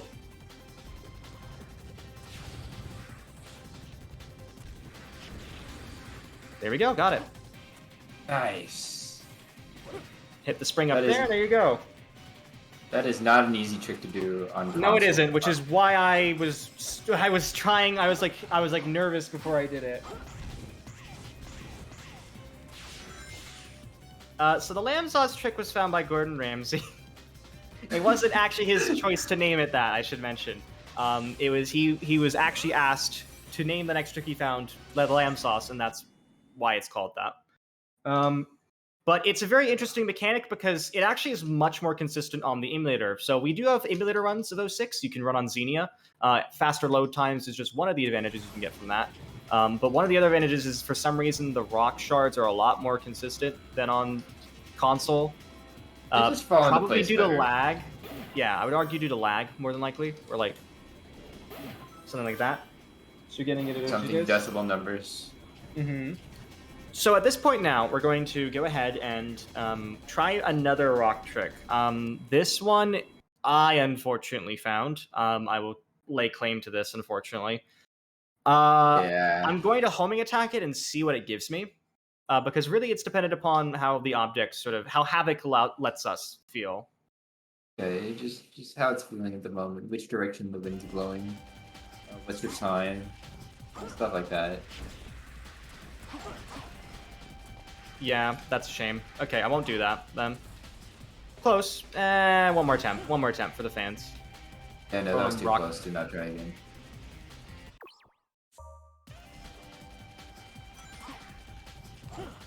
Yeah, that was worthwhile trying again. There you go. There you go.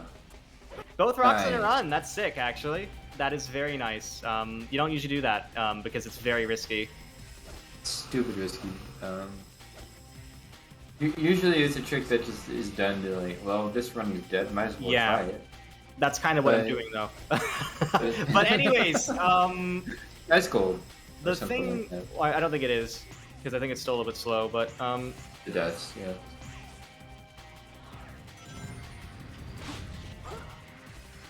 So the weird thing about Shadow Story with rock launches in particular, unlike in Sonic, I think no, it's still in Sonic Story. The smaller the shard, the faster you'll actually go because the force it uses the Havoc Physics Engine, the same one that's used in Breath of the Wild and everything. So if you have a smaller piece, a kick which does the same amount of force does more speed when you actually kick it. So a smaller shard is necessary in order to go that far, because there will be a point where it lasts until it actually just dies, i.e. the rock shard just falls off, and it will just dissipate at that point. Yeah, So there are keeping that in mind is theories. important. There are theories as to why rocks dissipate after a while, even if you are standing on them. Mm-hmm. They are just theories. Yeah. Because we've been trying to replicate. There's a Japanese runner, Shario6262, who has the Isle World record for Crisis City Shadow, and he's done a rock launch in that last section that's a bit farther back, but we can't quite figure out how he made the rock last that long. Yeah, it's Um, interesting. But we're actually not going to talk... cut the thread. But anyways, that's not really relevant to where we are now. We're going to be Flame Core, and hopefully this will be Retribution for Shonic. Shonic. The very start of this, you actually have to go back to here. Oh my god. Yep, this is already bad. Yeah, I'll live. The first of the year. I barely didn't jump there, but you actually need to touch that, like, wall there to respawn the enemies, because it doesn't actually spawn them in, unlike in Sonic where they're already spawned. And we're going to get this capsule here. This will give us the power of Red Shadow. So Shadow has something called Chaos Snap. Bad shot. Chaos Snap allows us to homing attack in on a lot of different things. So for instance, even this caged spring here, if I have Snap active, I can just go right through it. Get this one up here. It's a very weird mechanic as well, I find. Very strange workarounds for things. Because holding it is sort of how it activates, but then it lasts for a little while longer after that. And generally speaking, it allows you just to warp to any object nearby that it normally would homing attack onto. So for instance, for that. context, yeah. For instance, that final door that Focus clipped through is actually not a clip. You can't clip through that door. It's like the one well-constructed door in the game that we find annoyingly well-constructed. Yeah, if you try to clip through it like you would via speed, it's nearly impossible. But because Shadow in this case warps to that place, it actually doesn't mean we clip through it at all. It means we just aim for the enemy that's in there and warp into that, which allows us to clip into it. But yeah, I want to talk a little bit about this, though. So this is a trick that was actually theorized as early as 2012. but not put into practice until 2020. So I'm going to concentrate here. 1, 2, 3. Good. So that is Chaos Control. What we do here is we basically... Certain things in the game are known as paths. So rails are paths, and when Shadow tries to... When Shadow tries to use Chaos Snap on those, because they have multiple homing attack beacons and centers, the game doesn't actually know where to place you. So instead of placing you anywhere useful, it actually places you at the origin of the map. It just so happens that the origin of the map here, in our case... Oh wow, I can't see. I mean, it's an intentional lighting choice, but it's still annoying. The origin of the map in this stage happens to be right next to this area where there's a death plane and there's a checkpoint. If you load in just the right way to get over to that checkpoint, you can actually throw your corpse into the checkpoint, and because your corpse is still active for 3 seconds after you die, you'll hit the checkpoint and then immediately respawn there. Super useful trick, and it saves like 15 seconds. Unfortunately, it means basically if you mess up the setup for it once, you're basically dead even now with what you would have been doing before. But it's so worth it. Look at how cool it looks. Speaking of things that look cool, so we did Iblis before in Sonic's story, and that went pretty well. But Shadow actually has a completely different route for Iblis, and I would like to just concentrate and explain on that if you don't mind, Lab.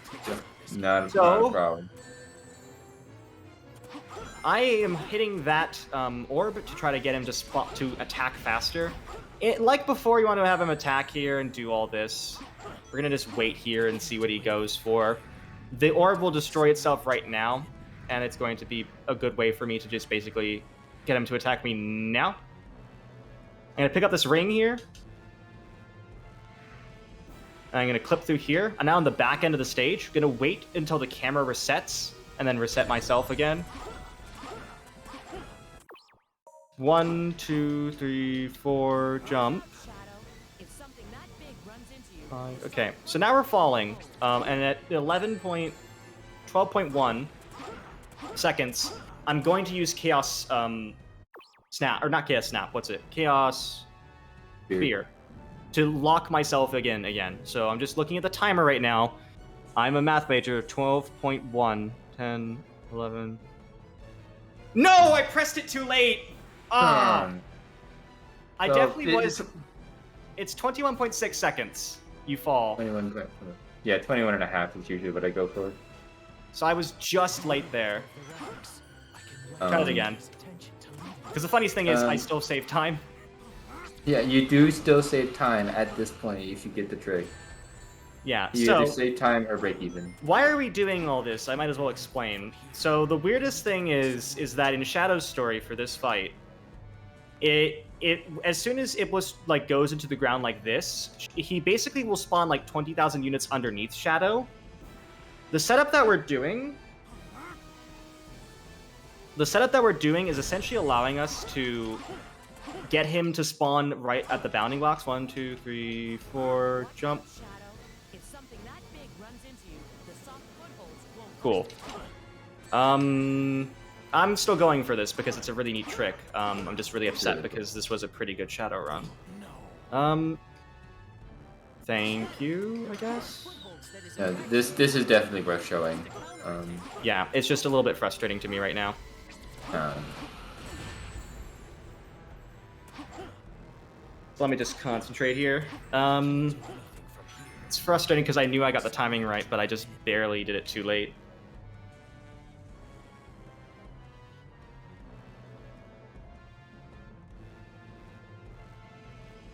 basically ends up happening is Shadow isn't the only thing that dies out there. Yeah. We're not just killing ourselves to end the game, okay? 1, 2, 3, 4. Okay, I'll do it again with the. I'll do it again, but I'll do it at 12 instead, or like 11.9. Because you need to be right before the bounding box. There's an outer bounding box in this stage, where We're trying to stop ourselves right before we hit it. 8.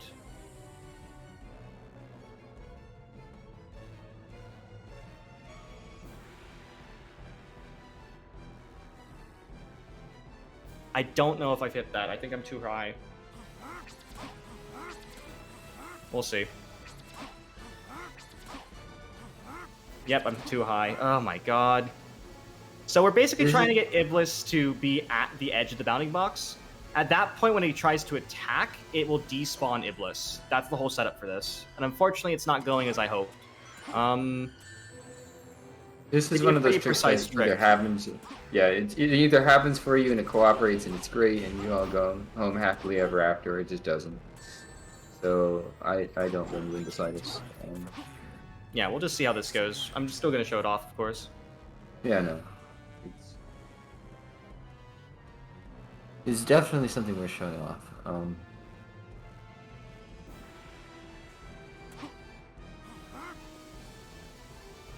I think this is the best Christmas present we've ever had. Watch out, Shadow. If something that big runs into you, the soft foothold. 11.7. Okay.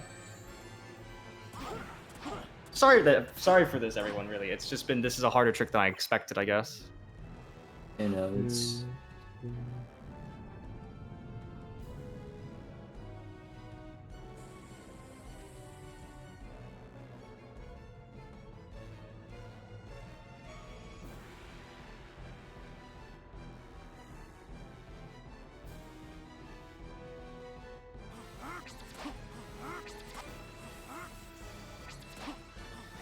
Oh my god. Oh! Okay, thank you. Oh, okay, good. Good. Yeah, that beats the boss. Wait, what? I thought I failed, but I actually hit the death plane, and Iblis was just barely there. Woo! I didn't know you would have got a 127 with that. I thought it was over. Yeah, But that's me a too. really good time. Yeah. 127s are good. Yeah, so that's the trick.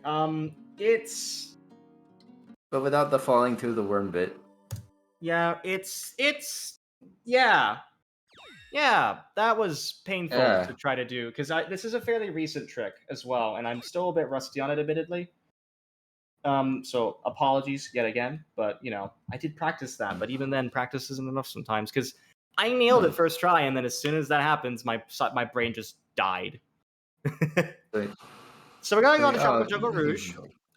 Yet again, we have another Moo Jump strat potentially here, but we're going to first, you know, as usual. climb up corners bidirectionally. Okay, did not get that. I always just do this and try for moon jumps bufferless. You can buffer them and let them happen, but it's usually not worth the advantage that you get. Because a jump, usually a moon jump only saves so much time. There's an argument to be made for that one in particular because you lose. Why did I nothing not get a from this ring? Why did I not get a ring? Oh.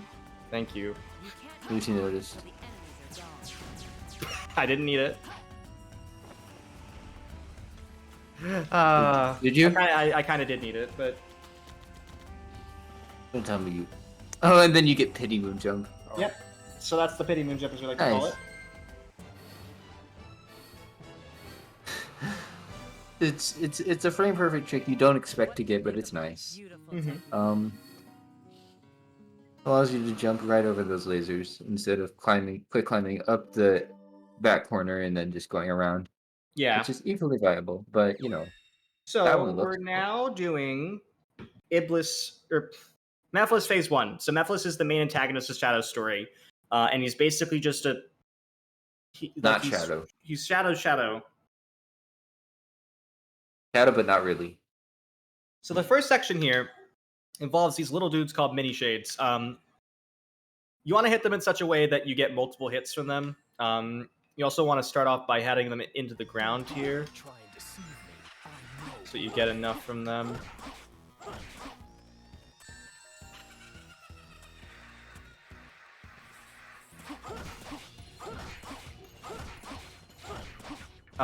Didn't get the text box, so I don't know if I'm actually safe. Yeah, and they're gonna come around in circles. And depending upon the action gauge, like length, not length, the amount of gauge that you have will determine the amount of enemies you get sent at you. That was okay. I was a little bit safe because I wanted to hit more enemies to ensure that I actually did this in the amount of cycles I needed. Usually, Then we can use 3 Chaos circles. Snap. So Chaos is kind Snap of- is the weirdest mechanic in the entire stage, or the entire game, really. That's Gordon. There's an entire like thesis that Gordon's made on it because it's very odd. But we're not going to talk about that. We're going to talk about Omega here. Omega is a character in this game. Fun fact. Also the fastest character in the game in terms of base movement speed. That's not a joke. Omega moves faster than every other character. Sure. I looked. So one thing you want to do here is avoid hitting too many mini shades. Unfortunately, I've hit a lot because of just the way that he's been placed. If you hit too many mini shades, he'll go into the center of the stage and respawn them, and he's invincible during that. As he just did. Thank you for showing that off. The rest of it's just down to RNG. He can sometimes stay in one location multiple times. He has not done that this entire match, except for the very end. Thank you. Consolation prize. You get a multi-hit. Yeah. So that gives you multi-hits, and that's the fastest way normally to destroy. I did the shooting animation on the results screen. Okay. Cool. Cool. I have not seen that happen before. I have also not seen that happen, which is why I mentioned it. That was epic. Sure. Small Um, 06 moment. So next up is Radical Train again. And this is another point where you actually have sequence breaks. So normally you're supposed to go to the warehouse here where we did Mission 11 as Sonic and meet up with Rouge, and then you'll actually then be able to access Radical Train. What we're going to do instead is we're going to just clip through the walls using pause clips and then just go to the end from there.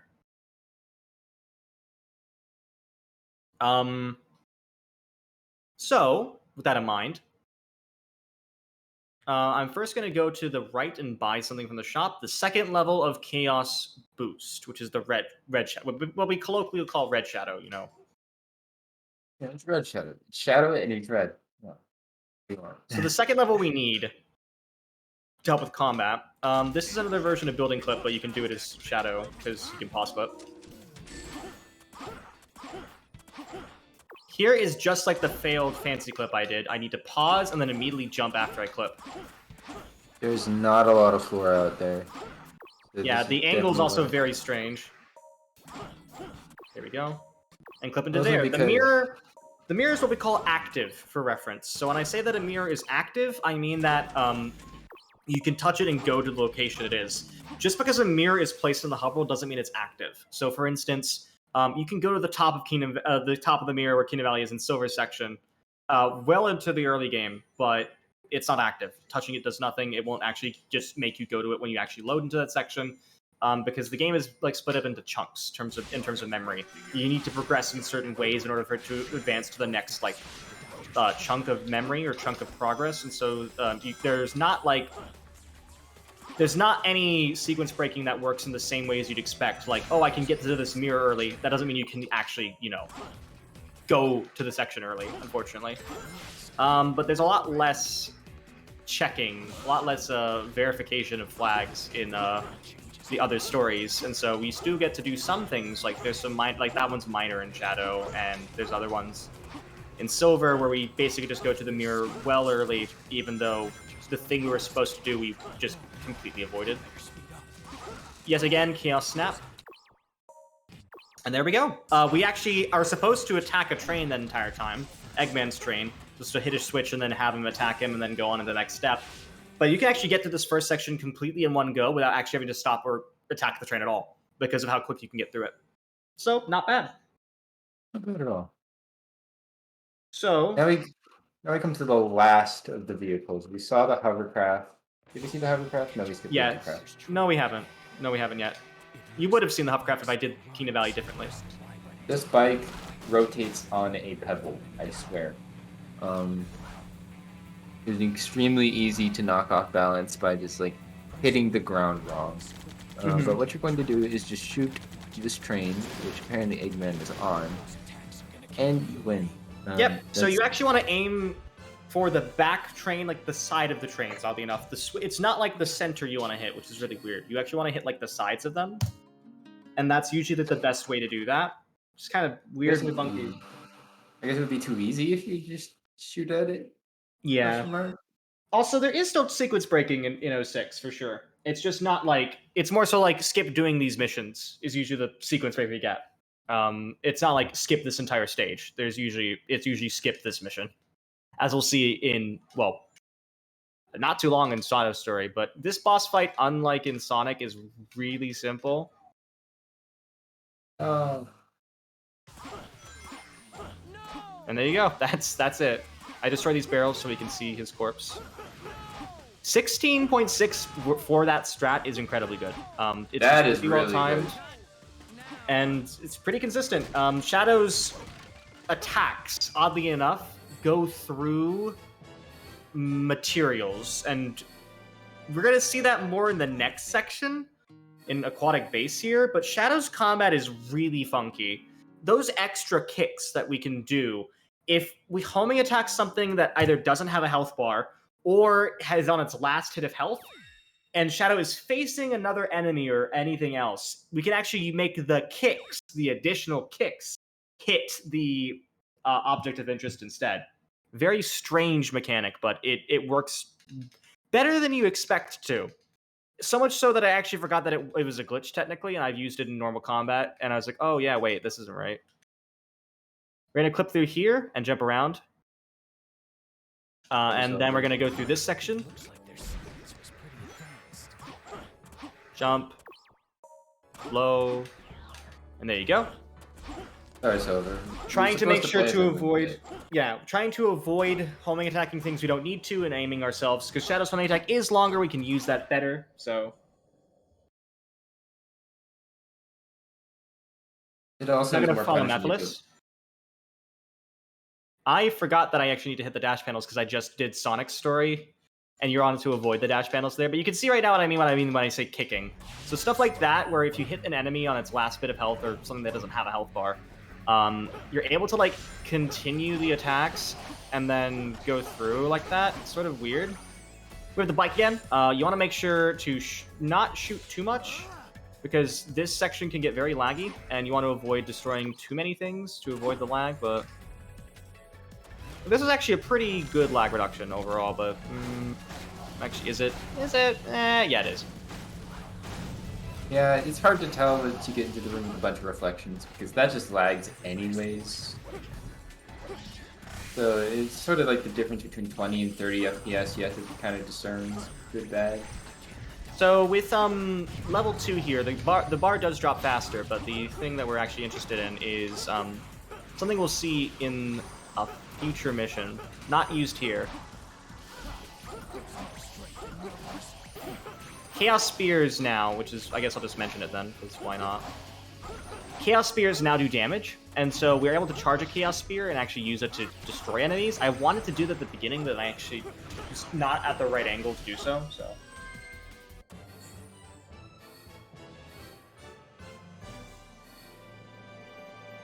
Perfect.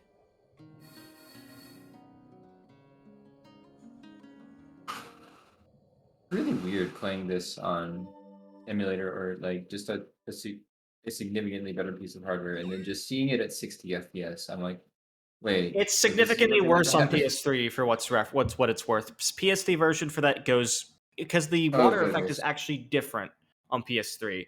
Yes, So it it actually is. lags a lot more for some reason. It also looks a lot less good for some reason. The reflection just looks like this. They just added like what, I don't know the best way to explain it, but this is a nice little sequence break we're going to do here. Normally you're supposed to do mission 14 here, and the game, if you walk forward or anywhere within a bounding box here, you'll actually just do mission 14. But we can actually get onto this, launch ourselves onto here, and we've just skipped mission 14. There's some unused text and dialogue actually in this hub world, which you wouldn't be able to access normally. That NPC there with the orange box actually does have text that's unused, and you normally wouldn't be able to see, but Please head to the wave ocean. So we're gonna go over and shoot these things with our Chaos Spear. And get the Scepter of Darkness. Dog. And we're gonna die. The reason why we're dying is the Scepter of Darkness has already been collected, which is the thing we're supposed to get informed about in the mission we skipped. For reference. So the mission we skipped informs us that the Scepter of Darkness exists. And,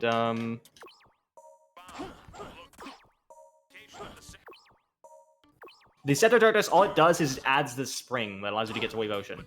So we can actually get that in a number of different ways, but the main reason why we do it then in the order we do is to avoid having to go to the shop to get the third upgrade for Chaos Boost, which we used to use but no longer use, and B, obviously it avoids mission 14, which has load times and it's a lot. Because we're actually transitioning at this point in 06 to doing a loadless timer as our standard, in order to avoid what's called load variation, because there are ways that the game can just sometimes load faster inexplicably, and that's not something we want to have as an advantage. It's basically the reason why Sonic's Story, you have to basically play on a console that has fast loads at least to do anything well with that category, which is unfortunate.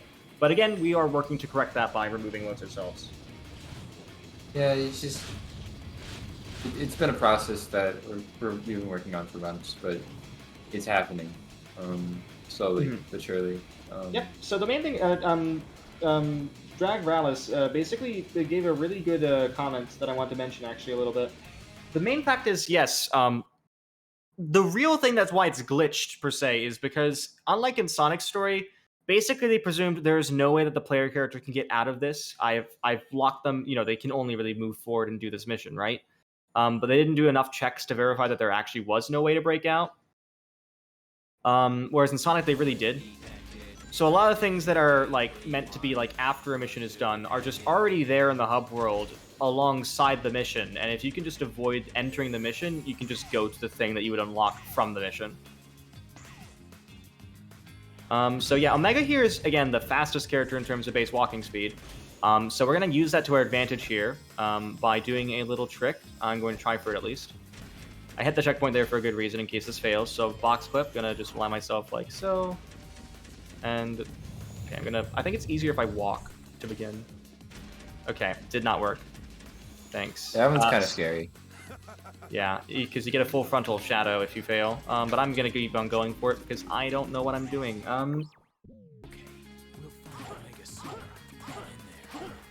Now we finally get to see the hovercraft, don't we?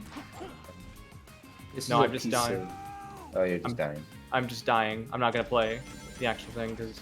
I was about to say, are we seeing the hovercraft? I guess not. So that is the clip right there. Omega is literally just fast enough to clip through almost anything. You just need the right angle, and the angle there is pretty precise, and you can just go right there. There's the goal ring. Bam. Done.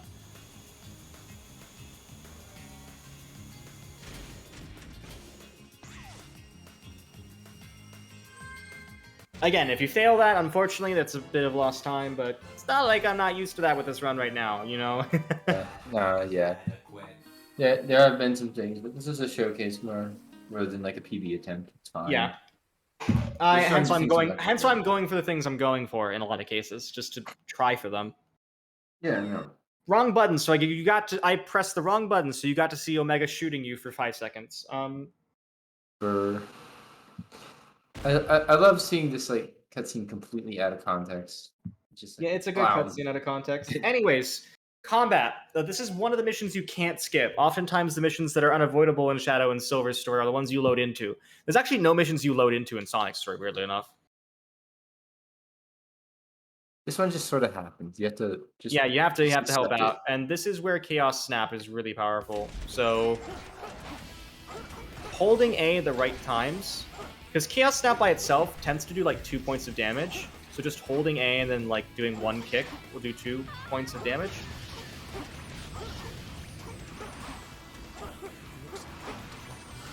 So knowing when to time yourself and how to maneuver around things, super important.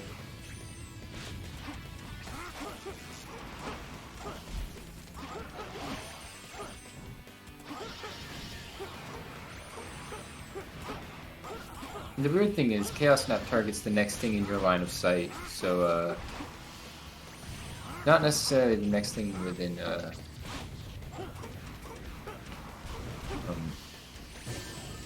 whatever you start homing attacking. And that's the reason we get the red memory shard, is so we can power up Chaos Spears into Chaos Lances and shred the worms like we did earlier. We didn't get any instant spawns, but where you can hit the worm from underground with the Chaos Lance, but we did make short work of that one. Exactly. That saved us some time.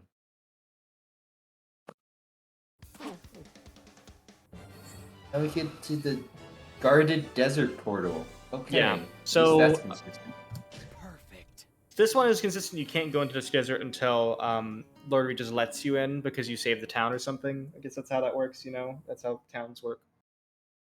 They let you into their secret desert portal. Mm-hmm. You know, where all cities in Italy have those. Yes. Probably normal. So we're gonna just talk to him right there, and we're gonna go through here. God, there's a fly in my face. Oh my god. I can't see. The game is blinding me with flies. So Dusty Desert here is very... I think Dusty Desert is actually one of the most interesting Shadow stages, one of my favorites. It's just that the beginning can be a little bit frustrating. Yeah, this trick is often a make or break trick for a lot. Which is why we call it Flip and Clip. So Flip and Clip here, this is the hovercraft, and the hovercraft, if you double tap A, can hover like this. You might notice that it can do some pretty dumb stuff.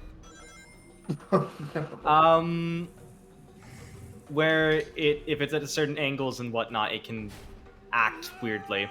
We're gonna use that to our advantage, hopefully, this time. That was stupid. I don't. I'm lining myself like this, and then so I pressed up against this, and it should flick me onto the ground, and it did so in the wrong way. Trying again. I want it to flip me upside down, because there's no way to leave this vehicle. Vehicles that you spawn into like this, except if you, like, first frame it, which means you'd have to get to the end from here, which is impossible. From the beginning, impossible to do so. Theoretically, it is possible, but I have spent, like, 5 minutes at Link the Third Bird. Okay, so now I'm upside down, and I should be able to break out. Because the game has a safe lock. It has like a save, or not a save lock. What's it called? It's a safeguard. Safeguard, thank you. A safeguard where if you are flipped upside down and the vehicle is like inactive, as in like it senses that you can't control it anymore, i.e. you're not hovering, then the game will actually just explode it for you, and that allows us to skip out like that. Really neat pause. Really neat use of the same sort of dash panel mechanics where we can break the speed cap. Just a bit further.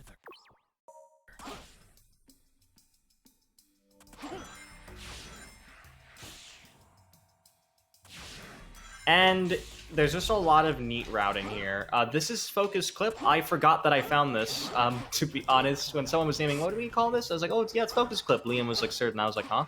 I don't remember finding this, but I'll take it, you know? I think we're just confused on why it's called Focus Clip. We're not entirely sure if it's yours. Is it yours, Adam?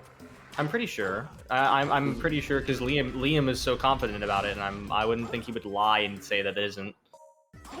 There is a thing I could do here that is another like results breakout and another results skip, but it's actually slower, more consistently slower to do that because it involves there's a text box right at the end here. Which is very difficult to avoid. You have to clip out to the right there. Or to do so. Not fun to do that, yeah.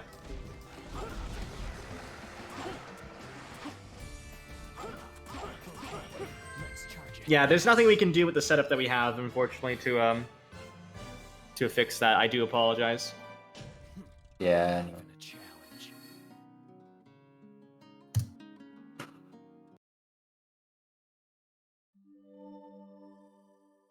Right. So this is the final boss of Shadow Story, and this is where we're gonna for all of you who've stayed around, you're going to get into my favorite and my the part that I specialize in just a little bit, which is Silver's story.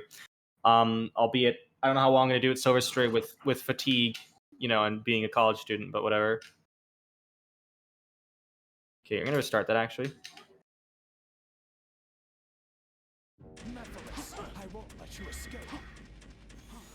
So I want to hit these mini shades that are up here, because they actually do give some gauge at the beginning,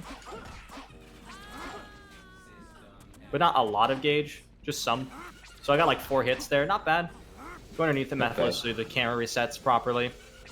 And we're going to get the big boys, the absolute units here, and they're going to come up in a certain way. So the first one is popping up over there. I'm gonna wait next to the second one on the edge of this like sort of shadow it has, so that it will do a certain attack. Gonna hit this enemy like that. Curve around. Yeah, he's doing a certain attack instead of the attack you'd normally do. Then I want to collect all these. It's sort of variable. We don't fully understand. There are certain things that are like rendering distance that matters. We know that for sure, and other factors like that. But it's a little bit weird for sure. The next pattern here, we do the first one first, and then we do the third one second, and the second one third. And if we've done this properly, we will have a full gauge to attack Mephiles, which is why we needed to do that in the first place. Yep, definitely. So I'm going to switch over and go. This is a very weird fight. Yeah, you may only attack Mephiles while you have Red Shadow. So there are a couple of phases to this fight that you would normally see a lot more of, but you are hitting him out of things faster than it can effectively process. There we go. So what I was trying to do there was get him down to a certain amount of health, so he didn't do this tower phase. I kind of did that. I mean, that wasn't bad, but it wasn't great the way I did that and set that up. But that is Shadow Story done. And we're getting to the place where everyone is here for. Everyone's here for this one. I know everyone's here for this one. Yeah. This is my specialty coming up, Silver Story. Honestly, most of the Shadow stuff there that was actually bad was just Iblis. Yeah, no. But it was a pretty solid run. Yeah. So next up is Silver Story, of course. So there's a lot to talk about here. I'm going to talk a lot. There's a bunch to unpack here. So first things first, we're going to talk about a trick called Telethrow. So the Telethrow was found fairly recently, about a year and a half ago at this point. And it's changed Silver Story dramatically. It's saved like 7 minutes in what was a 49-minute run, basically. And it is incredibly simple. Basically, I'm going to just stand at a steep angle on an object and then throw it at its peak height. Like so. The object is thrown forward and slightly up, as well as Silver being thrown in that same direction. Silver usually has a jump there, but it's actually buffered onto the rock itself, or whatever object you use, because the object is... Silver tries to jump off of it, but you then get stuck on if you're holding towards the object. There's a lot of minutiae with this trick as well, but the simplest thing I just want to explain is basically, we're insane. This trick is insane, and this category is insane. Normally at this point, you're supposed to play as Blaze, but we're going to go around here and use something called Levitation Extensions. Levitation Extensions are ways of maintaining hover momentum in our regular fall. It's a frame-perfect trick where if we hold X on just the right point,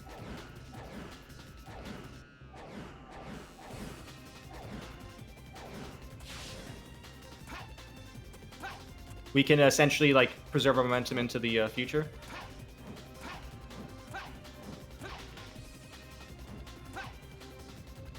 I was surprised that I lived there. Trying to do one rock there, which is a harder version of like a setup there. I wanted to hold X into the load zone here because I want to break out as Blaze in this next part. So we're supposed to do that section as Blaze, of course, but we still load into the next section as Blaze. Yeah, it's surprising that it wasn't figured out earlier, honestly, because it's a very simple trick. This is the definition of easy to learn, hard to master, because getting it done... Doing it is pretty simple, honestly. Anyone can. I'll go on ahead. Yeah, no. Doing doing it like fast and the right Precisely is really difficult. We do have another results breakout here. Unfortunately, there's no text box near the goal ring. If there was, this would be really cool. But we do get a life, and that life does conserve into our next part. Yeah, it is. Yeah, It we- is insane to think about that, and I'm the one responsible for finding it completely on accident. It was at a run at And it was ESA in 2020, and I just completely accidentally did that. So you know, The box rotated just right, and lo and yeah, behold. and then the rest is history, really. Speaking of a lot of stuff about history, Iblis. We have Iblis as the main antagonist of Silver's story. The devil is basically who we're fighting as this 14-year-old, and so we need to learn how to actually throw shit, basically. So what we're gonna do is talk about object mechanics. 1, 2, 3. So Silver can obviously he has psychokinesis. He can maneuver and mess around with things.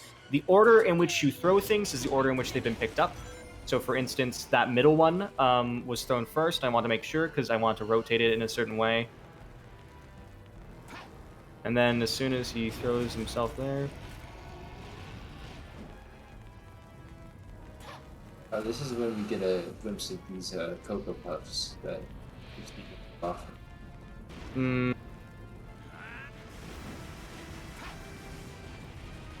oh, I have enough. That is incredible, actually, of a recovery from that. What the heck? So I needed to get exactly 3 hits per cycle. And the issue is that I didn't pick up enough puffs from the batch, nor did I actually throw the rocks I wanted to on his face earlier. But I had just enough stuff there to actually recover that and get a 45. So very good. I'll take that for Not sure. bad at all. Oh no, that was on the edge of being disastrous. Truly, that would have been about like a minute 20 otherwise. So I'll take it. You know, I'm not unhappy. Ridiculous. You just like Yeah. slowly just like chucks a building up into the air and then just sort of. Then the pieces are there. Yeah. Anyways, so at this point in the story, we've basically got Blaze and Silver from the future being convinced by Mephiles to go back into the past, to kill a 15-year-old to stop the devil, which is what the Iblis Trigger stuff is about. They believe Sonic caused the devil, so they're going to kill him. As a 14-year-old from the future. So that's our goal. It's a command for gamers, in fact. Kill the Iblis Trigger. But as before, telethrow is super useful. First, I need to gather information. So we can align ourselves in certain ways in certain objects, and that actually can make certain mechanics so much easier to go through. Okay, that was funny. Whatever, yeah. And this is pretty much doable on any object. You just need to make sure and keep in mind when you get to these sort of sections. You need to keep in mind a few different mechanics. 1, the steepness of the object and the steepness that you're standing at will make an influence. The steeper you are, the higher up it will go when you face forward. The second thing is Silver's facing direction. So Silver, you can lock your facing direction as you lift something, and it will actually, if there's no enemies nearby, like no mechanics, nothing to hold, the game will instead like throw it in the direction that you're like facing as like a default. So for instance, like if I'm facing forward and up, I can do that. But if I adjust like left, I can do that as well, and sort of maneuver it around a little bit. If you're like at the equator and you're facing directly forward and center, then you know at that point in time, Silver will just throw in that direction, pretty much avoiding all height. You know, improving stuff that way. Yeah, I'd take a 25. Looks like I'm on a roll. Not bad at all. So, at this point, I am now holding the X button from the save screen. I'm letting go now. This is a frame buffered input. As we mentioned before, these exist. There are 2 ways to do them. The one way is to hold it on the load screen, but not hold it on the previous play place or whatever. Play place. Yeah, McDonald's. Place. On the previous stage or whatever screen you were on, not to hold it there. The other method is to hold it on the previous screen and let go. And now we're going to do the loop launch just like we did in Sonic's story. We're just going to align ourselves like so. It's a little bit different because Blaze's homing attack is different. We actually have to press X instead, and I need to like Do like that. There we go. So now we're on to this part of the stage, and we're going to go back instead. We're going to hit this checkpoint, and we're going to build up speed on this rail. 1, 2, 3, 4, 5. And try to do something called the Advanced Fire Claw. The Advanced Fire Claw is a very infamous trick. Okay, I did get it here, but is it real? Yes, okay. So the Advanced Fire Claw actually involves the Spinning Claw. It's a frame perfect trick where if you like release X and hold X at the right points in time. Pretty good flame. What the heck? This is okay. The Silver Story run is going. I'm really good at this category, okay? Legitimately, this has been flawless so far. Yeah, no, this has been a great run. As far as times go. Can't complain. But I should explain what the AFC is. So the Spinning Claw is a move you can do by holding X as Blaze, and if you charge a Spinning Claw on the ground by holding X, and then let go of the frame after you jump, whatever your ground speed was will be maintained in your Fire Claw. In the case of the rail there, we build up speed, and then we store that speed in the Spinning Claw. But also, the other aspect to this is that if you do it on that specific frame, not only do you maintain your speed, but you also actually improve the duration of it. You need the extended duration in order to actually get over the water into the goal. You can get the speed, but then not the duration, and that's what we call a fake AFC. Anyways, these boxes exist as silver. We can just phase them out by draw distance, and we're going to push them right here. We're going to talk to some people in the town. My favorite line. Just push it in the corner like so. Normally, you're supposed to do a mission called Mission 8 here, but... Maybe I'll talk to some Oh, come people on. in the town. A mission called Mission 8 is normally what you're supposed to do at this point. But, These boxes can be disagreeable. not too bad. So that is the lift exploit, as I call it. So as Silver, with the lift exploit here, what you can do is, if you have a flat ceiling and a flat object, and you lift at that point, if your lift goes above where the ceiling is, you can be pushed right through.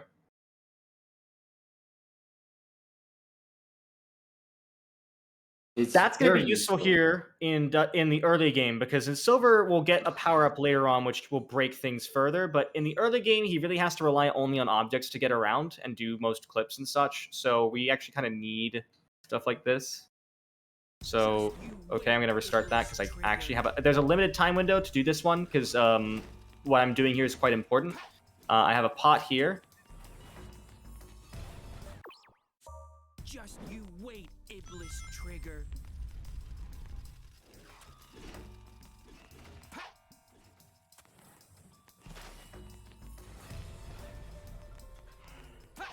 Oh wow, that was tight. So I needed the pot to go underneath like that. Perfect.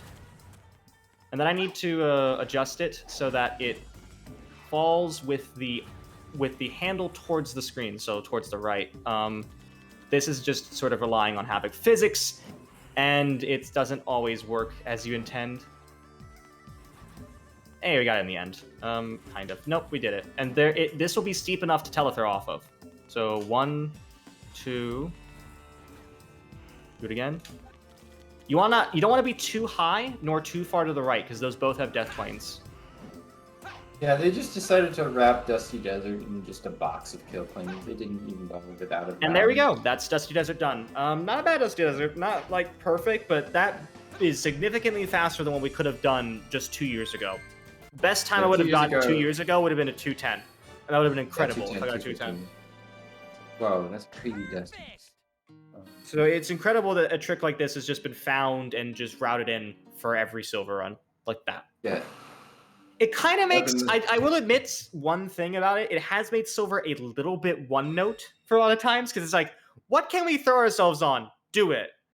But yeah. it's still... Rocks, ceramics. It's still incredible to see, and I mean, it's still a different setup each time to the same thing. It does bring the category all together, so knowing how to do telethrow is super important to it. But it also, there's still some stuff that it leaves for some variation in Silver's story still. So it's not like the end-all be-all, but it is really the end-all be-all. So I defeated Sonic really quickly there, damn. So fast that I actually think, yeah, this is equivalent to getting, this is good, it's good. It's fast enough that I actually, normally you want to avoid the S rank here by getting a 13-second time and then not any rings. Yeah, But 8 minutes.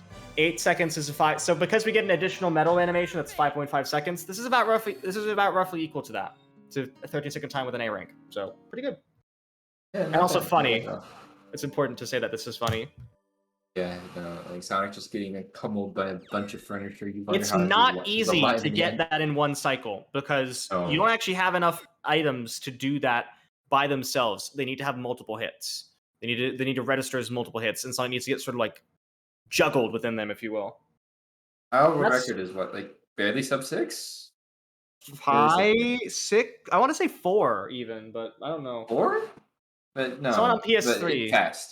Fast. It was someone on PS3. I think Tony still has it. Okay. Anyhow, Anyway. so normally at this point in the story now, we're heading towards Eggman's base to figure out what the hell we need to do, and we normally need to get something called the Shock Bracelet. The Shock Bracelet's a really useful move in casual gameplay. It's like a ground pound that has like this range of effect where it stuns enemies within them. Super useful. You do it by holding X. The issue is we don't want to have our X button, tidied up, because the issue is a lot of the stuff we do, we hold X to actually like maintain momentum, as in like the LEs. We do that later on, for instance. So instead of doing any of that, I'm just going to flip the sign on the side, go ahead here and walk to the right, and there you go. That clips through this consistently. It used to be, we used to get a box a long way away and do that instead. Fortunately, now we can just do this, and it's a lot more cleaner and neater. I don't know how it works. I'm surprised we found it, and it was just that. I think I found it on Christmas or something like that, and it was just like consistent, really consistent. So this is the last time we're going to see Blaze in the run. She will be around still, as like she's a character in Silver Story till the very end, but this is the last playable instance of her. It's kind of weird. You don't need to defeat all the enemies, unlike what the game says, so don't listen to the game, because there's a nice little just crevice there where you can just homing attack and then go through the lasers. There is another AFC here. It's a little... You don't actually need the AFC. You don't need the extended duration, but you do need the speed here. So let's see if I can get it. It is useful to get, but if you fail it in a certain way, it's like unrecoverable and it wastes like 50 seconds. So let us see.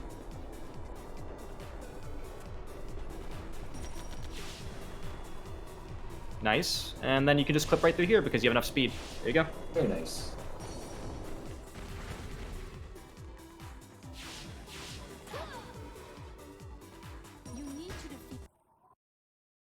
And now we get to play as Silver again. This used to be this was a very slow section. We would just walk, but because of Telethrow now, we can actually just throw. And this is in fact where Telethrow was found, with a box by accident here. Which we don't actually use that box at all because the box is like unreliable. It doesn't want me to stand on this very steeply. That's not good. That's not good at all.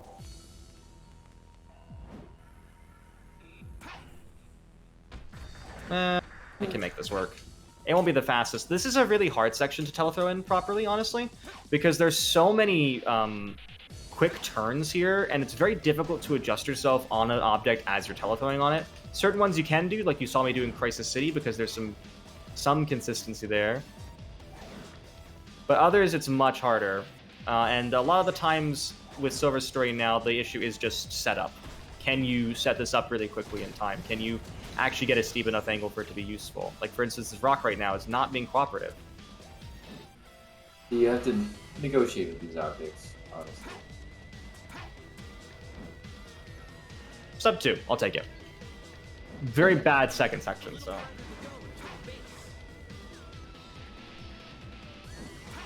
You almost always will get, you'll always get, not an S rank in White Acropolis. It's very funny, honestly, that they made the time bonus so low. Typically in Silver Story, because you break stuff so fast, the time bonus is so high that you automatically S rank most stages. But not in this case. Probably because of the amount of combat they want you to do. Yeah. If you open the door. So here's Egg Genesis. We saw this in Sonic's story, and we're actually going to see why we need that orange underbelly of Egg Genesis. That's quite the name. I don't know why I refer to it like that. But we're going to do this in quite an interesting way. I'm going to pick up just enough missiles to get 2 cycles worth. I think I'm just shy. 1, 2, 3, 4, 5. Never mind, I'm perfect.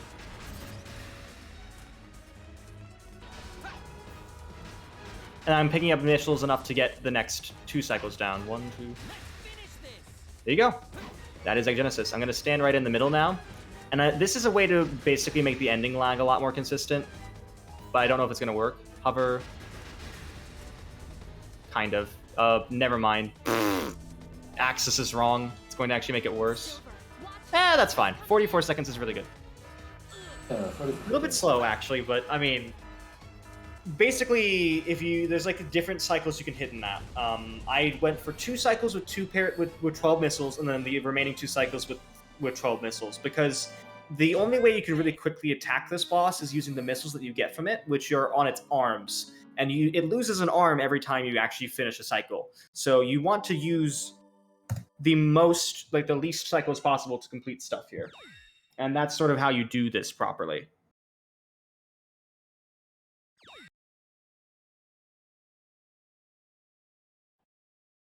Alrighty. So now we're getting on to, you've experienced the psychokinetic thrill of Silver the Hedgehog, the fiery, passionate blaze of Blaze the Cat. But none of you have experienced true speed. Welcome to the Amy mission. Fast. Hold on to your ads, everybody. So this is an unskippable mission in Silver Story. Normally there are 8 required missions in Silver Story, or 7? I can't remember the count. We skipped 5 of them. This one you can't skip. You have to do this. No. This is also arbitrarily faster on PS3 because of the way draw distance works. There is an explosive box up there with some spike balls. On 360, they don't explode upon spawning, but the way that the spike balls and boxes are spawning on PS3 means that the boxes instantly explode, whereas on 360 they don't.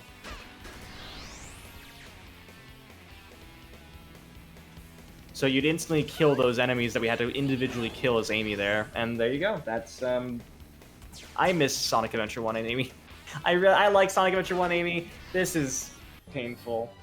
See, and I'm not the one saying that this time.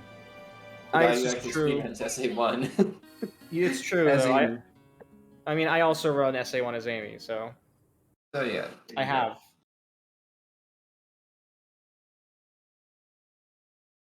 Doors. At least there's no doors. So now we get into the section of Silver Story where everything is even more broken. I know you've seen quite a lot of broken so far, and they're probably wondering what do you mean can it get more broken? We're unlocking a power-up now called the Heart of Wind. And the Heart of Wind is really, really essential to Silver's late game, or frankly his mid and late game. It used to be a lot more essential before the founding of Telethrow, but it's still super useful and it's something you need to keep in mind. So you notice how I've done the levitation extensions or LEs. So I hold X on the last frame of animation of something, it maintains momentum.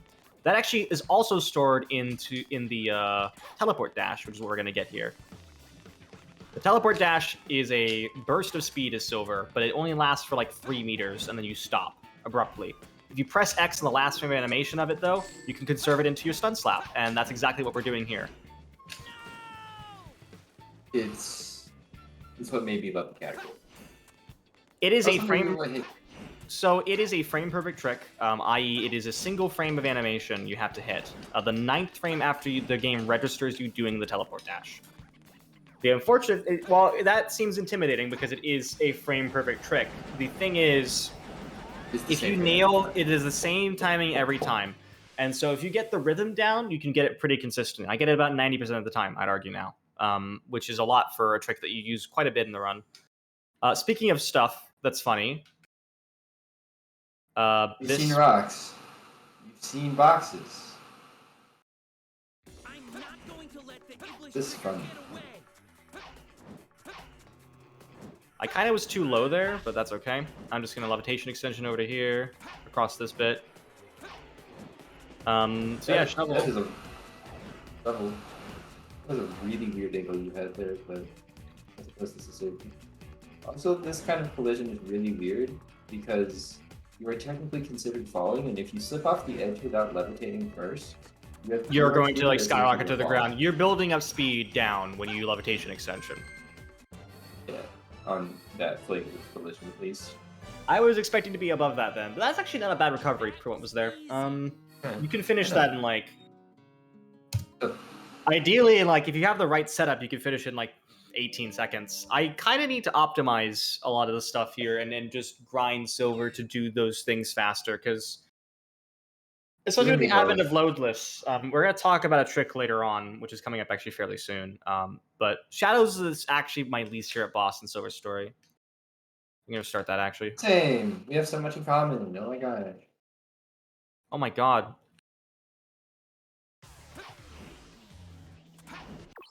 So Shadow here, I wasted 2 lives on that. Oh my god. So Shadow here is like Sonic in that he just takes multiple hits. He doesn't have invincibility frames at all.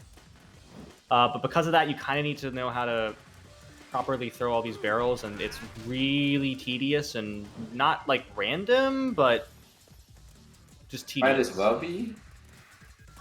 Almost. Kind of. Yeah, in a way. It involves prayer.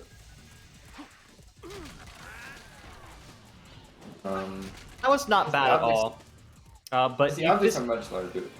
The bosses can. This boss can range anywhere from as fast as 26 seconds to as long as like 1:20. And I've had both. I've had those extremes in runs for sure. It just depends on how Shadow's feeling at that moment. Yeah, basically because the objects are larger and there are less of them, you can accidentally have them collide with each other. You can have them push Shadow away all the way to the other side of the stage without doing any damage. There's a lot of stuff that can go wrong with Shadow's boss fight, unfortunately. And because of that, it's a little bit frustrating to deal with, but that was not bad at all, I have to say. Not bad at all. Super volatile boss fight. Speaking of super volatile, Aquatic Base. This is another stage which is, I think Aquatic Base is consistently the most broken stage in every single category. So Aquatic Base here, the very start of this section, we can just clip behind us. Come on. And then do this. I should also mention the super extended teleport dash. That's the one I held there, the longer one. So because we skipped the shock bracelet, I can hold the frame when I do the extended teleport dash and actually continue it on as long as I want. You'll fall while you're doing it, but we call it the super extended teleport dash, the extended teleport dash. They're technically the same input, except one you hold. I don't want to make it seem like they're 2 different tricks. They're the same trick. That's a super extended teleport dash I'm holding. I can't not... If I had the shock bracelet, I would, like, abruptly stop and do a ground pound, which would kill all my momentum. Yeah, not taking the shock bracelet opens up a whole world of possibilities even before the advent of teleport. It is crazy to look at because, yes, I'm not lying when I say every one of these inputs is frame perfect. It is a single frame. I didn't get Hope and Clip though, so you can do like a clip through there, but it's a little bit finicky to skip all this clipping. And then you have some combat. Unfortunately, the combat's harder without the shock bracelet. The shock bracelet makes a quick use of enemies because you can just stun them and release enemies at once. But to avoid that, to have some sort of semblance of normalcy with the things here, we just stun these enemies. And we push worms into them. Trust me, that's a fine thing to do. Wait for this enemy to get stunned, which if you're close enough, you'll be stunned. And there you go. And there you go, that's Aquatic Base. Just finish it down. Not at all. It's annoying, the combat section, because again, you just sort of have to go with the ebbs and flows of it. You'll always get an S rank, to be honest. You won't not get an S rank. Shock Bracelet is never collected then, correct. Not in this category, at least. It has its uses in others. In all gold medals, you use it at the very end. After everything, you go back and do submissions that are combat-based with the Shock Bracelet, because it is just significantly faster. Now we're getting on to the part of the run which is very funny. This is the funny break that we get, like the funny ad break in the middle of the Super Bowl that is Silver Story. This is mission 14? 14, yeah. 14. So it's genuinely been a while. This is my first All Stories run in about 7 months. It's been a bit. And my first time playing 06 in about 3 months. So that's why I've been a little bit rusty, everyone, but I honestly don't think it's been that bad. No, you aren't doing bad at all. Specifically with Silver. Silver is like I had no rust at all, frankly. This is like, I don't want to say it, but I think this is still PB pace. I'm going to stop. Which is world record pace, but, you know. All depends on the final few stages, I guess. You know, the end game is kind of brutal for Silver, as it contains Flame Core, and I guess in your case, Sonic's good. And trial skip, but, you know. And trial skip, but, you know. That's not going to matter soon enough. Anyways, this mission, we actually are going to avoid exactly what it asks us to do, which is kind of funny. I'm going to first shove Anna away. She ran into the bench. Whatever. That like wasted that wasted all the time I saved. I'm gonna wait here. I'm gonna have some enemies spawn behind her while she's on the bridge because that's gonna force her to go forward, but it's faster. So, and we're gonna wait here for a little bit until she gets far enough. We're gonna do that again.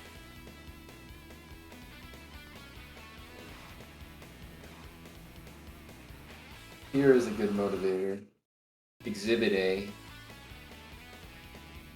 There we go. Pretty good. And now we can just mess about in the hub world.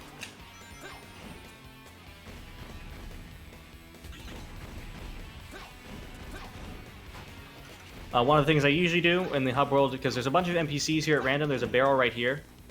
And one of the things I usually go for is something called Barrel Captain, just for the hell of it. So if I do this right...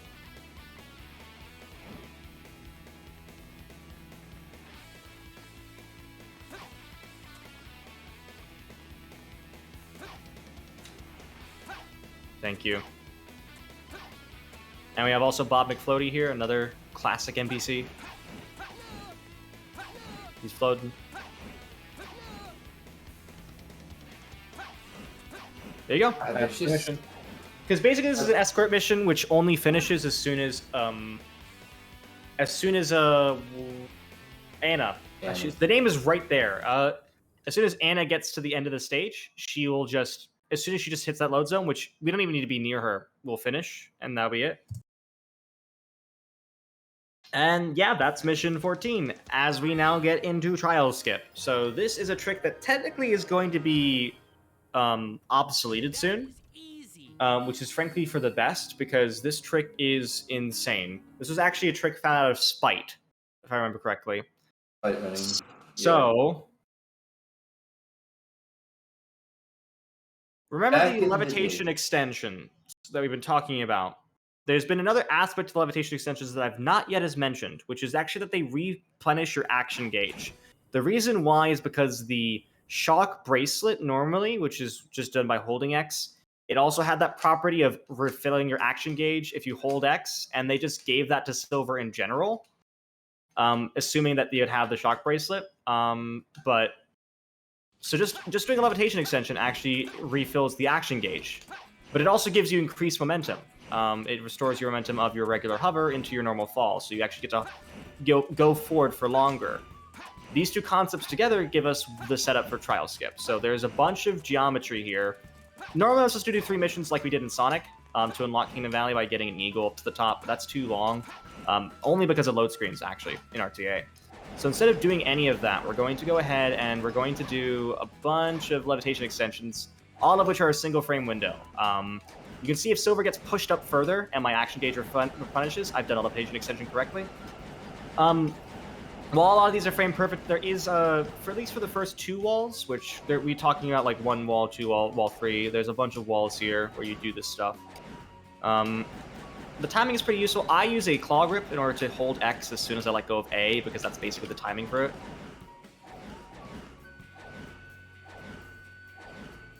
And so getting that rhythm there is nice. You might think we're high enough here at this wall, and it barely is just low enough, because if this was Trial Skip, this would still be faster even in loadless. If we could do Trial Skip from here, it would be great. It would be fun. It would be a good trick, honestly. I think everyone would love it. But it's because of this wall that everyone hates it. So this wall is super steep, and we need to do levitation extensions pretty much back to back, otherwise we'll fall off. So this is the 10th wall. I'm going to be concentrating here, as I explained. So my action gauge is already pretty low. If you miss press X and you get hit by the lag, you can actually fall further and fall to to restart the entire thing over again as points. So ensuring that you do this properly is really good. I need to do enough of these to replenish my action gauge.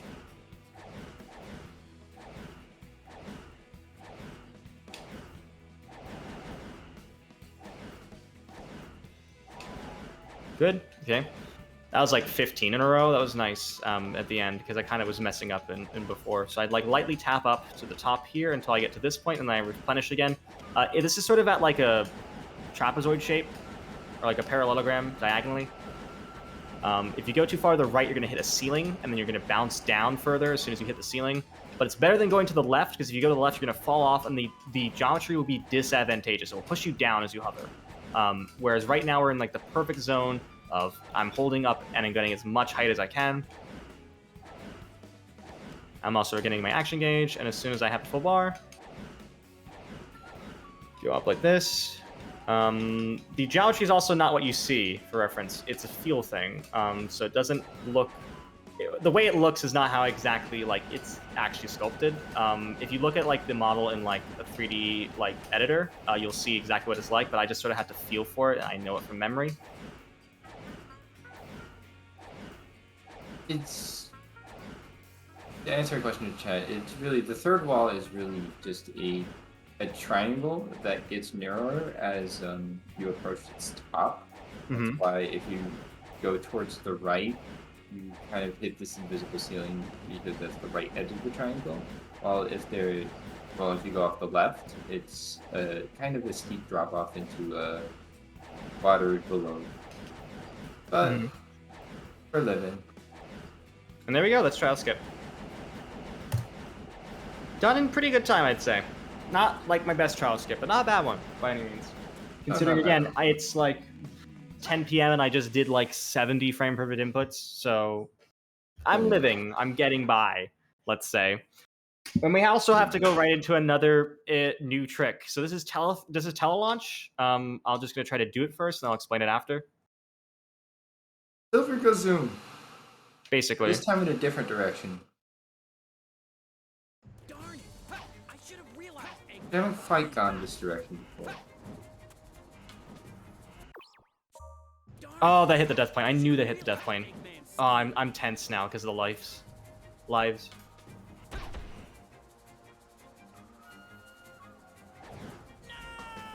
Okay, I need to play it safe here because I don't want to die. I should have realized Eggman's scheme. Sometimes if you mess up the telelaunch, you can have this floating rock buddy. Yeah, so let me You just... cannot Sorry. pick up or throw. I should have realized Eggman's scheme. What the hell?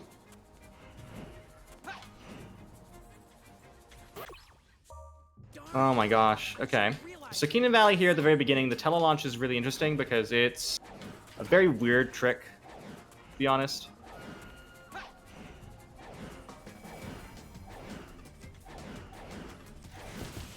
Okay, there we go, we're safe. What we're trying to do here is get immense vertical speed very quickly.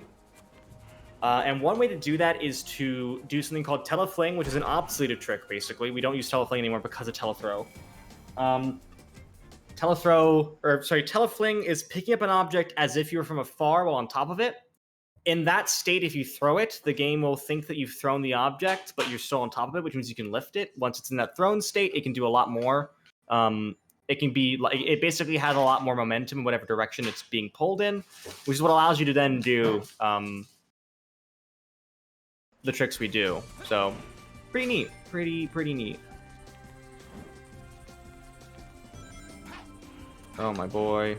Oh my boy? Oh my god, I meant to say. Oh my boy. So I'm gonna try to get this box over to there. I don't think that's gonna stay. Oh, it did. Okay. So yeah, this is kind of just, again, this is Sonic Skip. So normally you're supposed to play a Sonic here, and it's a lot riskier than it looks.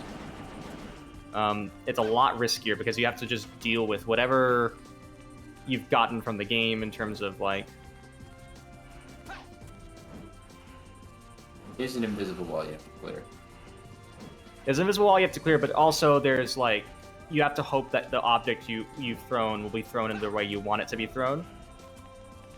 So the stuff I've mentioned before about like adjusting your position, I need to hold towards the box with the control stick, but I need to position Silver slightly right in order to actually clear the invisible walls. But we did do it. We did do Sonic Skip. Albeit I didn't get the ETD, which is faster, but I can just Ellie over. This is the final area of the section.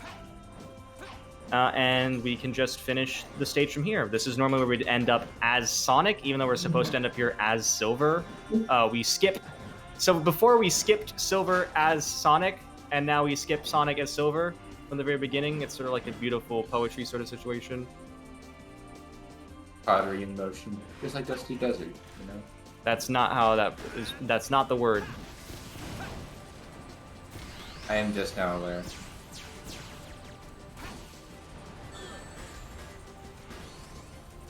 And there you go. That was okay. That was okay.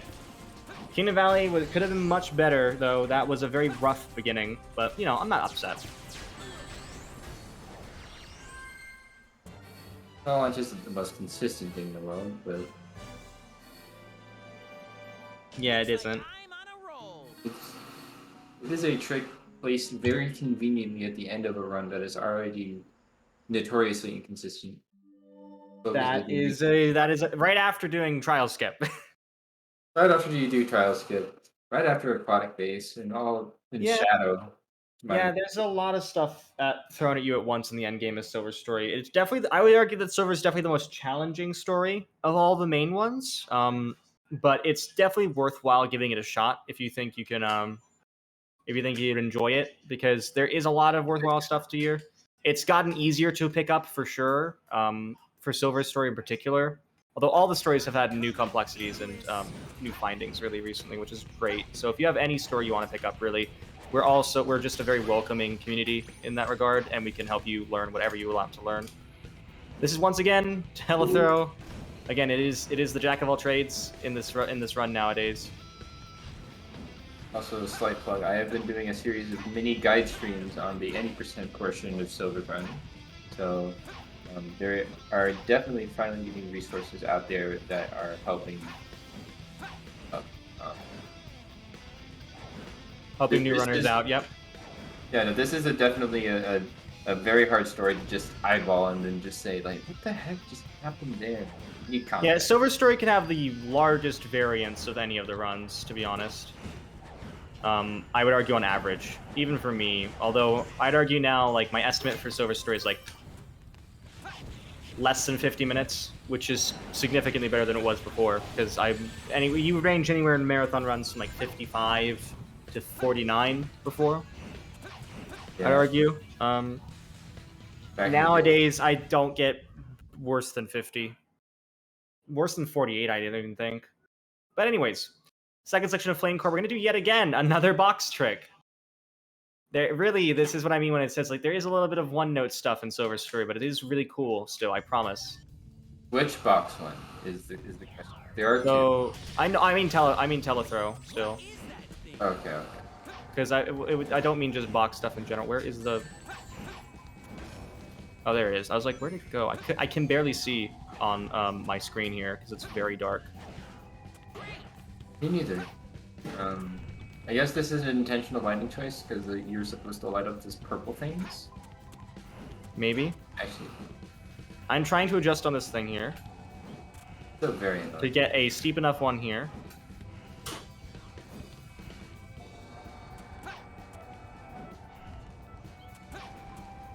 And I can go through the ceiling here. Shoot up, then shoot up right. And there we go. That's into the last area of the game, of the side area here. I want. Oh boy. Wait. Stop. Shh. Oh. Please be quiet. Please be quiet.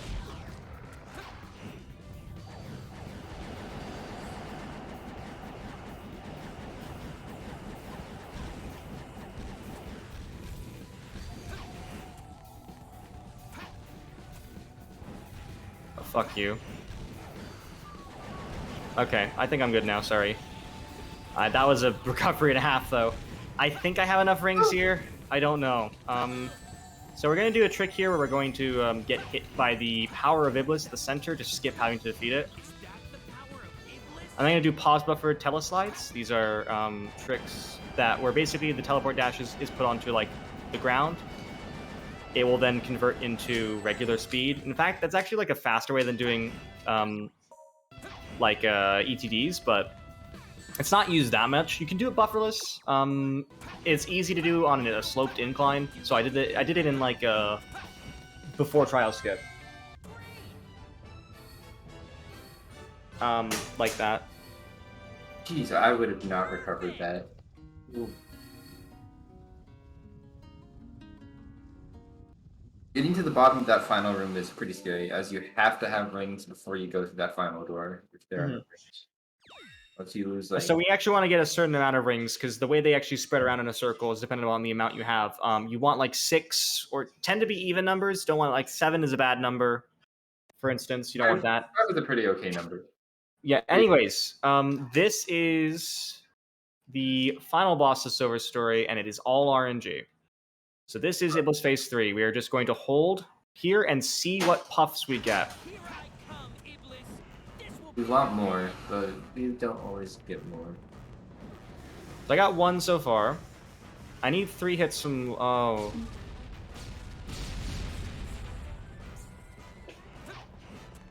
I need 3 hits from Lux still to actually do anything here. I don't think I'm going to get that. A terrible boss. Last hit of that one, huh? So I'm restarting now. 2 hits. I need 4 hits from Luck in order to get a 220. The best you can get here is actually significantly better than that. But... yeah, it's ridiculous. But this is... better. The least consistent boss in Silver, as you just kind of have to sit here and hope. It kind of sucks that this is how it ends, but, you know, we just have to let it be. Theoretically, a 48-second Iblis is possible, but that's why this sucks, because it's just, like, false hope. You get these 2 waves of puffs, and depending on what you get a tier of RNG. It's not just RNG within, like, you know, a couple, like, 20 seconds or so. No. We're talking about, like, a minute variance. A minute variance between the best and, between a minute like, a standard deviation of a minute. So, like, you know, the expected, the desired is 220. Or, like, the expected is 220, where you get at least a decent enough RNG to get Iblis out in by the big puff, which is, like, we'll see this later. The good RNG is 150. You get to use the final few puffs that we have to actually destroy Iblis right then and there. Then it's, like, you can technically get the stuff, which is where you get it on this facepalm attack that we're going to do right now. You can actually have him finish right here. If you get that lucky, you need to get, like, I think 13 from luck. Okay, that sounds more accurate. 8 is 150. I think I'm 1 hit away from 150. Find out. Yeah. 1 hit, or 2 hits.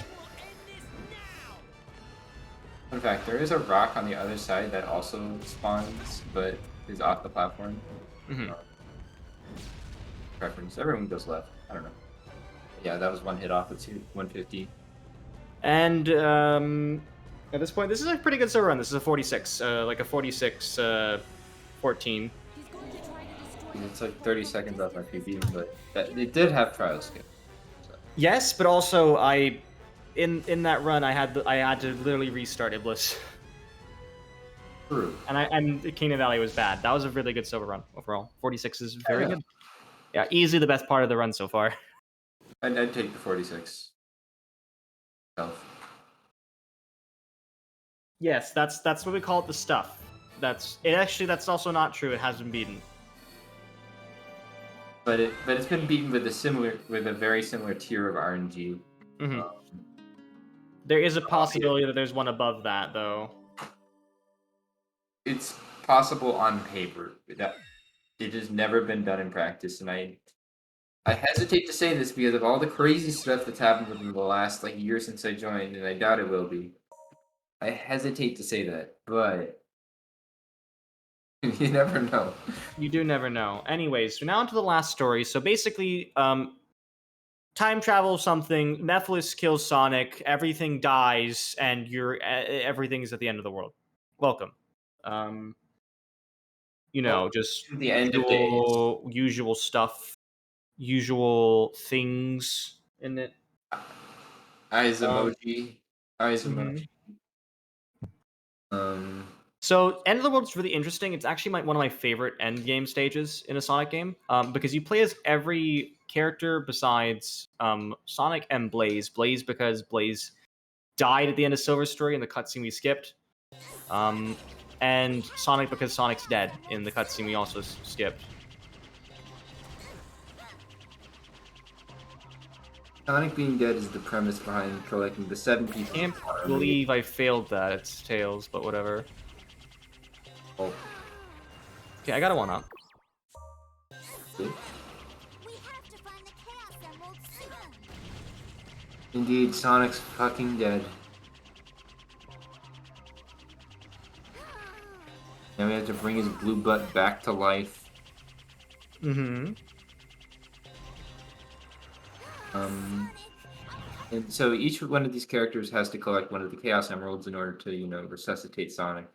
So it's really interesting because every one of the characters, during this entire time, there's going to be different things appearing, which are the blue eyes and red eyes of Solaris. The blue eyes appear over time, so if you take too much time on the stage, these blue eyes, which basically are gravitational vortexes, will pull you in, and they will also alter the color of the stage as they go along. So the further you get in, you can see it's shifting more and more pinkish, purplish, and their strength will be increased and increased. The red eyes of Solaris throw objects at you, and they are actually position dependent. And this is important for a trick we're going to try to do as Silver. Yeah, we play as every Amigo character bar Blaze, and every main character bar Sonic, which is pretty neat. It's pretty neat. Unfortunately, that includes Amy, which is the longest part of End of the World. It's about half the Isle World record by in-game time, I want to say. I think so. I don't think it's half, no. It's like a third. It's a lot for It's a third. 7 stages. It's a third because it's a minute of Amy.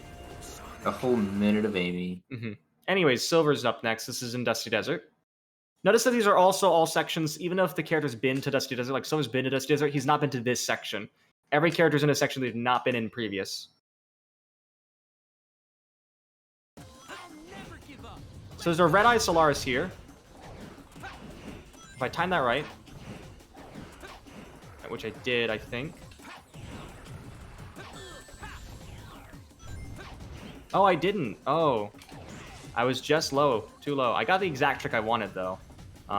So if this doesn't work, I'm not gonna be too upset. Basically, I found that if you let this Red Eye Solaris exist and spawn in because it's position dependent, you can actually get it to throw an object at you, such that you land underneath it and are able to skip this entire tower. It's a really neat trick, I find. No. Because you can do so much with it. It feels like the ultimate way to say fuck you to the game, to be honest. It's like using every mechanic we have in the book to our advantage. And so you can do something really cool. That. I think I found the exact position to stand for that, actually. Well, just by happenstance from doing that. So I now have a guide to help people get to the box more constantly. Because that was really consistent doing it from that position. Let's go. So now we are Rouge. And Rouge, you can do a moon jump strat here, but ideally you actually don't want to do that. You actually want to do less of that. So you're going to go around and ahead. Basically just keeping as low as possible while, so getting the most distance for our falling. There we go. Yeah, because with Rouge, you want to spend the majority of your time gliding and not climbing. So... And Amy. And Amy. Amy. So Amy does have some stuff here that she could technically do. We're not going to do it because it's just no. You can technically throw yourself on a box here, the same way we just did a silver, but it's less consistent. Why? So I'm going to see get hit Amy. is Amy. Make sure to get hit in the air so that you don't have to have a really long recovery animation. And we basically just, turn as we do. We just try to make sure to limit the amount of time we're going through things.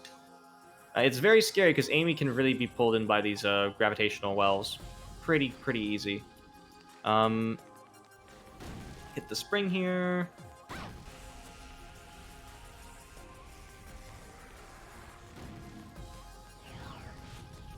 I'm gonna get the ring just to be safe, even though I'm pretty sure we'll be fine. These appear at just the right point in order for them to kill the Iblisworms, fortunately, so we don't have to worry about dying. We just need to make sure that we're also optimizing the pull so that it pulls us like close when we need it and away fast when we don't want it.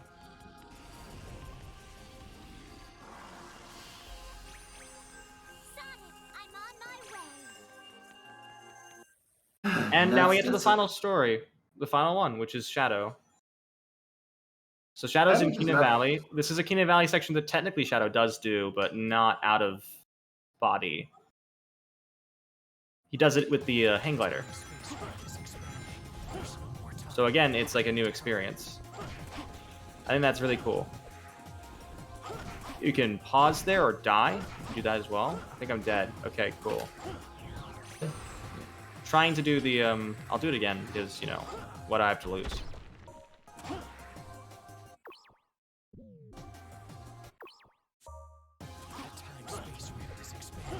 But this is arguably one of the harder stages to traverse with Shadow because it's just not. He's not built for these ropes. No, he's not. He's not just built for this like sort of section style either. So much stuff to lock onto. Yeah, and Shadow's Yes. homing attack again is different than like Sonic's, for instance. Yeah, So, he, like it has a longer spends range, and it just sort of functions weirdly. He has to wait for a good while because of the follow-ups in order to Like get through things. Yeah. Yeah, Shadow has a much longer recovery animation. That's the term.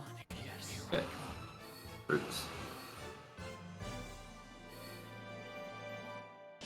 Now for the obligatory Super Hedgehog boss. Solar. Yes, this is the final part of the run, so time is coming up very soon, and we're gonna be under estimate, which is good. Under my estimate, which is like usually like 255, and I think this is gonna be like a 254, 253. So Nice. we want to immediately switch to Silver because Silver is the only. This boss is Solaris is a combination of Iblis and Mephiles.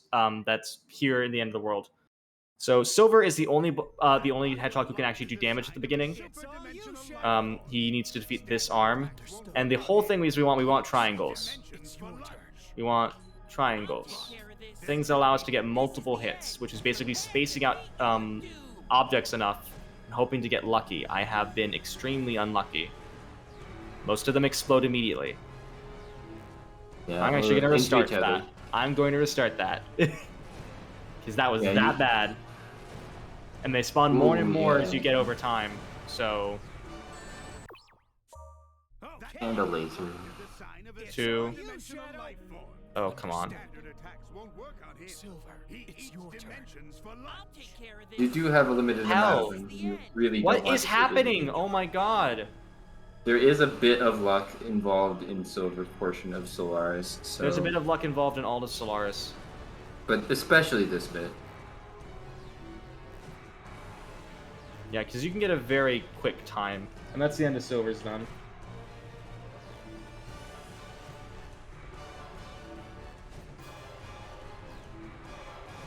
Shadow, you need to stand at a certain like axis, and then it will basically give you multiple hits on this arm because each of these spears actually act as like each individual are an individual hit.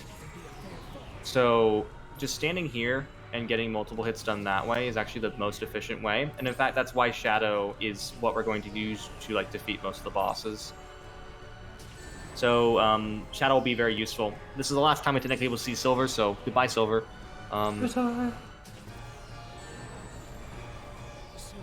We want to get hit as Sonic, actually, so that we can do this without actually needing to charge up a full shot.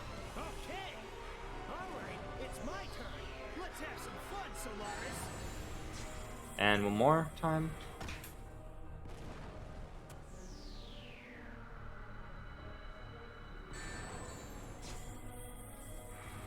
So now as Shadow, we are going to go around in circles, and we're going to try to get it to hit the arm. It needs to be like, just like a little light tapping. That's the first part. It's not over yet. Stop the out of control Solaris. Here we go. We're going to go down to the very bottom. And then we're going to get hit on the way back. And then press it again. So we get 2 hits of Sonic. And then we're going to switch to Shadow. The Shadow, we're going to mash A and go to the top right corner. And then we're going to keep on mashing very quickly. We don't want a rhythm here. Oh my god, I got hit. Something's different. It can feel alive. Hopefully that won't matter.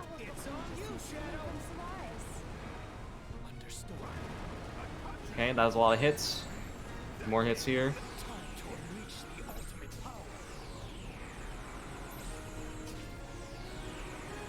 I think we'll be good, just that was annoying.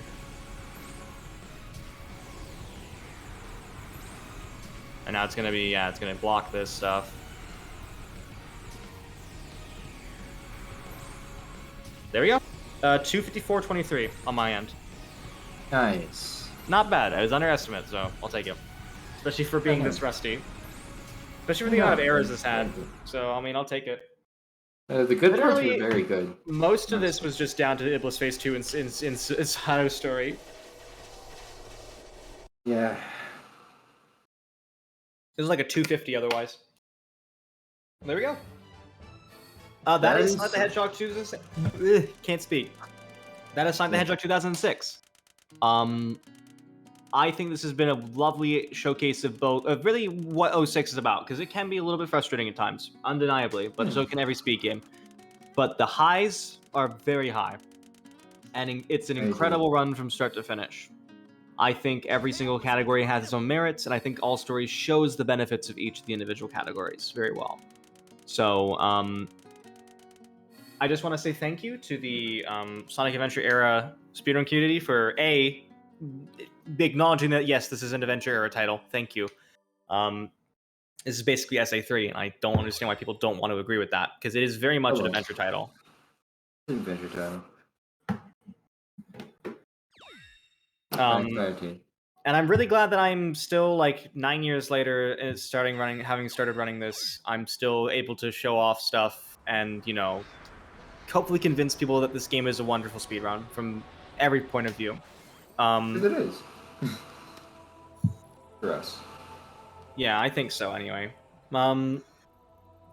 And, well, happy 15th to this title. It's incredible to think that this game is still finding new tech 15 years later, and that we still are very much hopeful that something can be done about stuff that we are still, like, uncertain about. Like, maybe there's a way we can despawn Iblis 3 like we did Iblis 2.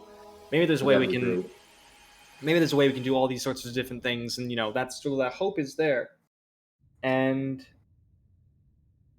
you know, it's very much apparent, and I think that's something I'm very happy to be a part of in this community. Destroy it? Speaking of community, we do have a wonderful community that's definitely welcomed me and a lot of other newer runners into the fray as of late. Amidst all these crazy discoveries, like Telethrow, like Iblis Despawn.